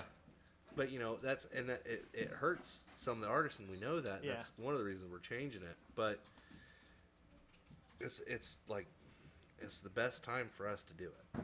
You know, you agree to do it, now you want to change it, or something's popped up, because we've had people do that too. Oh, I got a gig in Nashville, I got to take it, and of course, 100%, we want them to. That's because you're for them. But as far as those people, they shouldn't do that. I mean, I know there's people that probably like, you don't know what you're talking about, but No, it's a whole thing about I agree and I disagree at the same time. about being reliable, man. You only Yeah. you're only as good as your word. If you Yeah. gave your word to somebody, you're gonna do it. Well, and you know, then you got people that are like, "Oh, you're just a little podcast. Doesn't matter if I'm on there or not." No, then why do you agree to it in the first place? Well, it does matter. So. Yeah, because you know, it's just like, you know, with your music. You know, you put your time and your effort into your music, and if you're sitting there playing your music and I'm just sitting here on my phone watching videos in the front row, loud as possible, laughing, you know, they don't feel good. Yeah. You know, it upsets you. You put time and effort to be there, and they're being rude, and you know, it's the same thing. Not everybody's gonna like you, but don't be a jerk. Yeah. Move it to the back, man. I would. Did you stop and say something to him? No, I didn't. Oh. I took a would've. break, and they eventually rowdied on down. But Oh yeah. I would have said something. yeah, I know guys that have. Yeah. I'm sorry if my music's interfering with your conversations, but Yeah. I don't like, and don't get me wrong. You know, especially like afternoon shows like that. You know, some people aren't there necessarily for the music. right. And that's understandable, but at least be respectful and be like, "Oh, I'm in the front row and I'm not here for this. Yeah. I'm gonna ruin it." You know? Yeah, What- because telephones are actually pretty loud. Yeah, and you know, these microphones pick stuff up pretty good. Oh yeah. That's technology has changed so much, though. And some for the better and some for the worse. You know, we've talked about it a little bit on the show, but you know, this AI music crap. Ah. I don't understand how it can be used, how people can make money off of it. You know, I had somebody, which I'm thankful that they did this. So I don't want the person, because I know they watch, they sent me an artist. They're like, look, this person's a good artist. They write their own music, but they don't have their own band and stuff, so they use AI and this, that, and the other. You know, you should check them out. And I still will check the person out, regardless. But unfortunately, I can't do nothing with that person. Yeah. Because you may have written the song, but you didn't write the music for it. And even if you did write the music for it, you're taking money out of other musicians' pockets by having AI do it. Now, but at the same time, you got to argue with the fact of, I ain't got $1,500 to go to have somebody do it with me. I'm a one-man band. Right. You know, so it's like, well, that argument's somewhat valid. But at the same time, it's you're taking the soul out of the music, I think. Yeah. You know, I don't, you know, where is the line drawn on it? Yeah, we had a guy, a really good guy, message me. Hey, man, would you be interested in helping me work on some songs? Mm-hmm. Yeah, sure, we'd probably do that because I've known him forever. And he's, so he sent me this AI song that he'd already written. I'm like, what do you want me to do with that? Mm-hmm. Nothing I do is going to make it any better. I mean, yeah. The music's, yeah. I mean, I don't know. I don't know what you want. Yeah. You want me to just play what it's playing and say that it's mine? Change a couple words, maybe? I don't know what yeah. you wanted, you know? Well, and, you know, I know people that have done this where they've put their lyrics into an AI to have it generate music to go along with it, kind of try to feel which route they want to go with it, and then they make it all up on their own. That's fine. Use it as a work tool, absolutely. But using it as a final product, yeah, I don't know if it was a final product. I don't even know how to work with it. I mean, I'm not even. I don't even know how you do it. I don't either. I don't either, because you know what, I could make a hit song with it. Talk about drinking and being in Nashville, and there's a hit. Yeah. You got a big truck. Yeah. You're dumb as fuck. There you go. Look, it rhymed even. You know, it's just, I don't get it. Yeah. And like I said, you know, at some point there's got to be a line drawn. You know, because I think as an artist that it doesn't help you any. That's for sure. No. You know, and it only hurts independent artists. Because what if what if Nashville goes, we don't even need an artist for a #1 hit now. It's getting scary because that's about where it's headed, I think. Yeah. I mean, they kind of already. Right. We just pick the person that can be the person we want them to be. And we force music down their throat. Whether they like it or not, they play the music. You know? So now we don't even need the person. Yeah. That's terrible because there's no soul. There's no. Yeah. Hell, you can just have a masked person. You know, no vibe out of it or anything. Yeah. It's just like. I don't get it. I mean, and I know there are some people, especially on some of these apps, that con people with it. Right. There was a guy. He was on a faith-based group.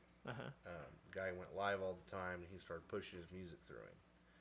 But it was all AI, and all he was doing was he was putting in Bible verses into the lyric spaces, and it was making the songs for him. And he's putting them out on Spotify, this, that, and the other, and was making tons of money off of it. Huh. And the guy that was running his daily show was pushing the music too. And me and another guy were like, hey, this is AI. He's like, oh, I don't think it is. Here's 3 other profiles that this person has doing the exact same thing, but it didn't take off. But religious music, he was able to. Right. They made tons of money off of him. Like, that should be fraud. Yeah. At some point, you would think anyway. Yeah. I mean, as an artist, how would that? I mean, what does that do to you as an artist? Yeah, I don't know, it blows my mind. That somebody can just put a few words in and. Yeah, I have no idea. I don't have no idea how that stuff works. But that's crazy. Yeah, you know it takes away from the writers. Yeah. It takes away from the session musicians or musicians in general, you know, I mean, you think of some of these musicians like Waylon. Yeah. You know, if Waylon wasn't a guitar player for Buddy Holly, we'd have never heard of Waylon. Mm-hmm. He'd have never done anything. Right. You know, well, I'm sure he would have, but you know what I mean. He wouldn't have been where he was. You know, and you take that person out completely. You know, you take them out of music history altogether. Right. What do you got left? Whole lot of nothing. You know, you take the drummer from Nirvana. You know, and what was it? What is his name? Dave Grohl. Yeah. Says, man, Dave Grohl looks a lot like the drummer from, or the what's his band? What's his band called? Foo Fighters. Foo Fighters. Yeah, the lead singer for the Foo Fighters looks a lot like the drummer from Nirvana. 'Cause it is, yeah. But you know, same deal. You know, you take around your background musicians. You have him playing drums, and he's not there anymore. He wouldn't have had the money to upstart his own band and do his own thing. Right. Would he have still? Probably. But it's the fact that you take those members of bands out of history, they don't create their own music that people enjoy. And not just enjoy, but, you know, the music touches them. You know, it touches them in their heart and their soul, and whether it heals them, makes them happy, whatever. You get rid of that. You get rid of the soul of music itself, you know, and a lot of times, you know, good or bad, no matter what, music can be attached to everything in history as well. You get rid of music, you know, it's kind of like math or English. You know, nobody likes the subjects in school, but you can't have one without the other. Right. It's kind of like, you know, music. You know, everything you do in life, whether you realize it or not, has something to do with music. And you take rid of you get rid of the soul and the emotion out of music. It's just background noise at that point. Mm-hmm. Dull. Yeah. I don't know. It's kind of scary. It is. You know, music, but you know, like I said, the last 6 to 9 months, the music industry is kind of starting to change, and not just in country music, but all of it. You know, you're starting to see, not necessarily independent, but these guys that started as independent, that started pushing, and you start seeing those guys starting to go further, doing what they want to do, not what somebody wants them to do. Right. You know, just like your music. You know, I would love to see the independent artists from this area actually be able to do something. Mm-hmm. You know, kind of like you know, they used to have Nashville Star. Right. You know. Yep. And now that's just, you know, The Voice or whatever it is now. And it's like, no, that's not what it was about, though. It wasn't about talking back and forth and bullshit. It was about the music itself. Right. And the person itself, you know. I'd love to do something like that here locally. That would be cool. Get somebody to be the backer for it, and even just on the local stations, local TV stations and stuff. You know, get somebody to locally back it and say it's a $10,000 prize. Right. You know, all the music that you sing can be your own, but if it is your own, it has to be released. And the only reason I would say that is so it doesn't get stolen. Right. You know, or some. Well, I guess it wouldn't get stolen because you have proof that it's yours because you sang it live. But you know, have it be originals, not necessarily covers. Right. You know, you have a portion of it be like, okay, now this week we're doing all originals, covers 1 week, and then whatever, something like that, and the winner of it all gets a big boost for what they're doing in their career, whether it be money for recording or this, that, or the other, or even just time set up, pre-set up with different places. I think that'd be cool as hell. I do too. And I think the local artists would be huge on it, and I think it would be a big thing. But the question is, who do you go to? Yeah. I know I'd be reaching out to Jack to help me find people. Yeah, he's got a good idea. But finding a backer, that's another question. That's because you say the price is $2,000. Yeah, people are still going to show up, but you ain't getting much out of that. No. Look, the winner gets to record one song, and it better be a good one too. Choose your best. Yeah, but the exposure that the local artists would get from that would be, even just local, would be amazing. you know. But it's finding the right people. It'd be a to get super something cool like that in thing. motion. So if you know any millionaires, send them my way. We'll get something going. Hopefully, I run into one. Oh yeah, me too, right? Well, we're right about that time. Be a little over. You got anything to say to everybody out there? I just thank you all for having me on. It was a good time, and hope everybody's dreams come true. How's that? There you go. We're just glad you were able to show up and be here. Oh, we really enjoy it, and some of the artists say, we really appreciate you letting us on here. No, we appreciate you taking a chance with us and being here. Because we're still new at this. We're still growing. And before I forget, we got to get this guitar out for you to sign, if you would. You can sign it anywhere you want, as big, as small as you want. I won't do a leeton. You won't do the Leeton? No leeton. Oh, Leeton, he's calling you out, buddy. I do that all the time. But yours is silver, so you get to stick out more. I'm going to do it up here where it's a little darker. There you go. Is it not dark. working? Yeah.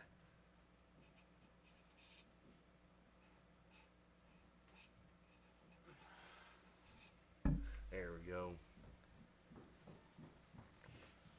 Perfect. I didn't know if that silver would look better in the darker spot or the lighter spots. Well, we were talking about that when you was playing earlier. Because you want him to sign with a silver one or a black one. I said, everybody's been doing black. I don't care. I said, well, we are getting to where we have a lot of dark spots open only. So we might want to do the silver. Because I wish we had just done it silver the whole time. Yeah. Well, next guitar we can get going. After that one's full, we'll start that. I'd have been pretty upset if we made it all the way through this podcast with everything working right. Then we had technical difficulties with the marker. Yeah. Well, I'm about half blind, so I think it was just I couldn't see. Yeah. Well, if you don't mind, play us out a song. Alrighty. Whatever song you choose. Before he does, we want to thank everybody for showing up during the live, and for you guys watching on YouTube after the fact. Thank you so much for being here, and thank you so much for hanging out and following us. Just make sure you do the share, likes, and follows if you haven't. David, Yes, sir. is there anywhere they can find all your information?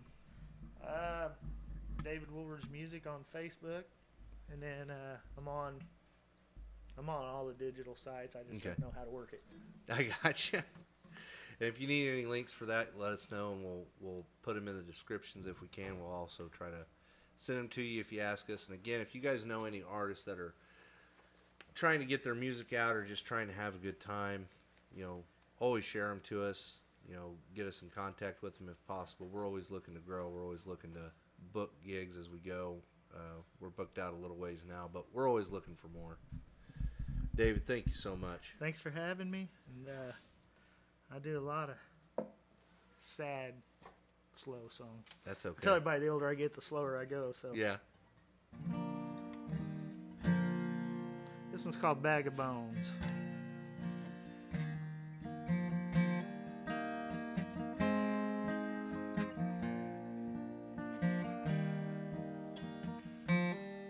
I wish I could put these old cigarettes down, look the devil in the eyes, and stand my ground. I wish I'd never picked that old bottle up, or take my first sip of that bitter cup. In this sea of life I've almost drowned. I wish I could put these old cigarettes down.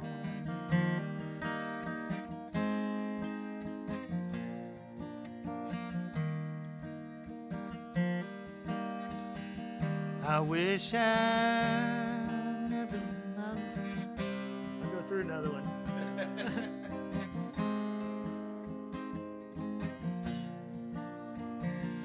Here we go. I wish I'd spend more time loving you. we'd be together. Instead, we're through. I wish I'd spent a little more time at home. I was out running wild, I left you all alone. I've learned there's some things that a man should do. I wish I'd spend more time loving you. I've tried hard to change my ways, and they say very hard can't be tamed. So Lord, if you could hear me, won't you help me settle down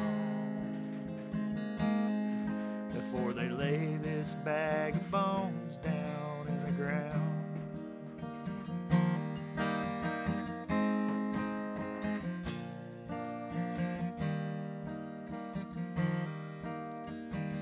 I wish I'd spend more time down on my knees, talking to you, God, I'm asking please. I've been living life hard at full speed, instead of searching for things that I really need. And I wish I didn't give in when life tempted me. I wish I'd spend more time down on my knees. I've tried hard to change my ways, and they say a fiery heart can't be tamed. But Lord, if you could hear me, won't you help me settle down before they lay this bag of bones down in the ground?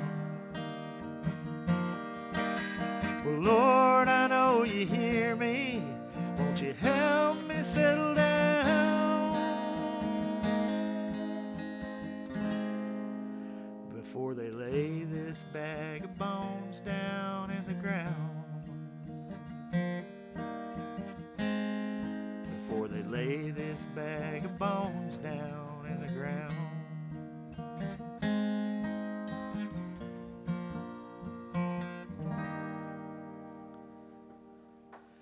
It wouldn't be a live show if I didn't mess something up, by the way. You know, Jack did the same thing. Did he? Yes, he did.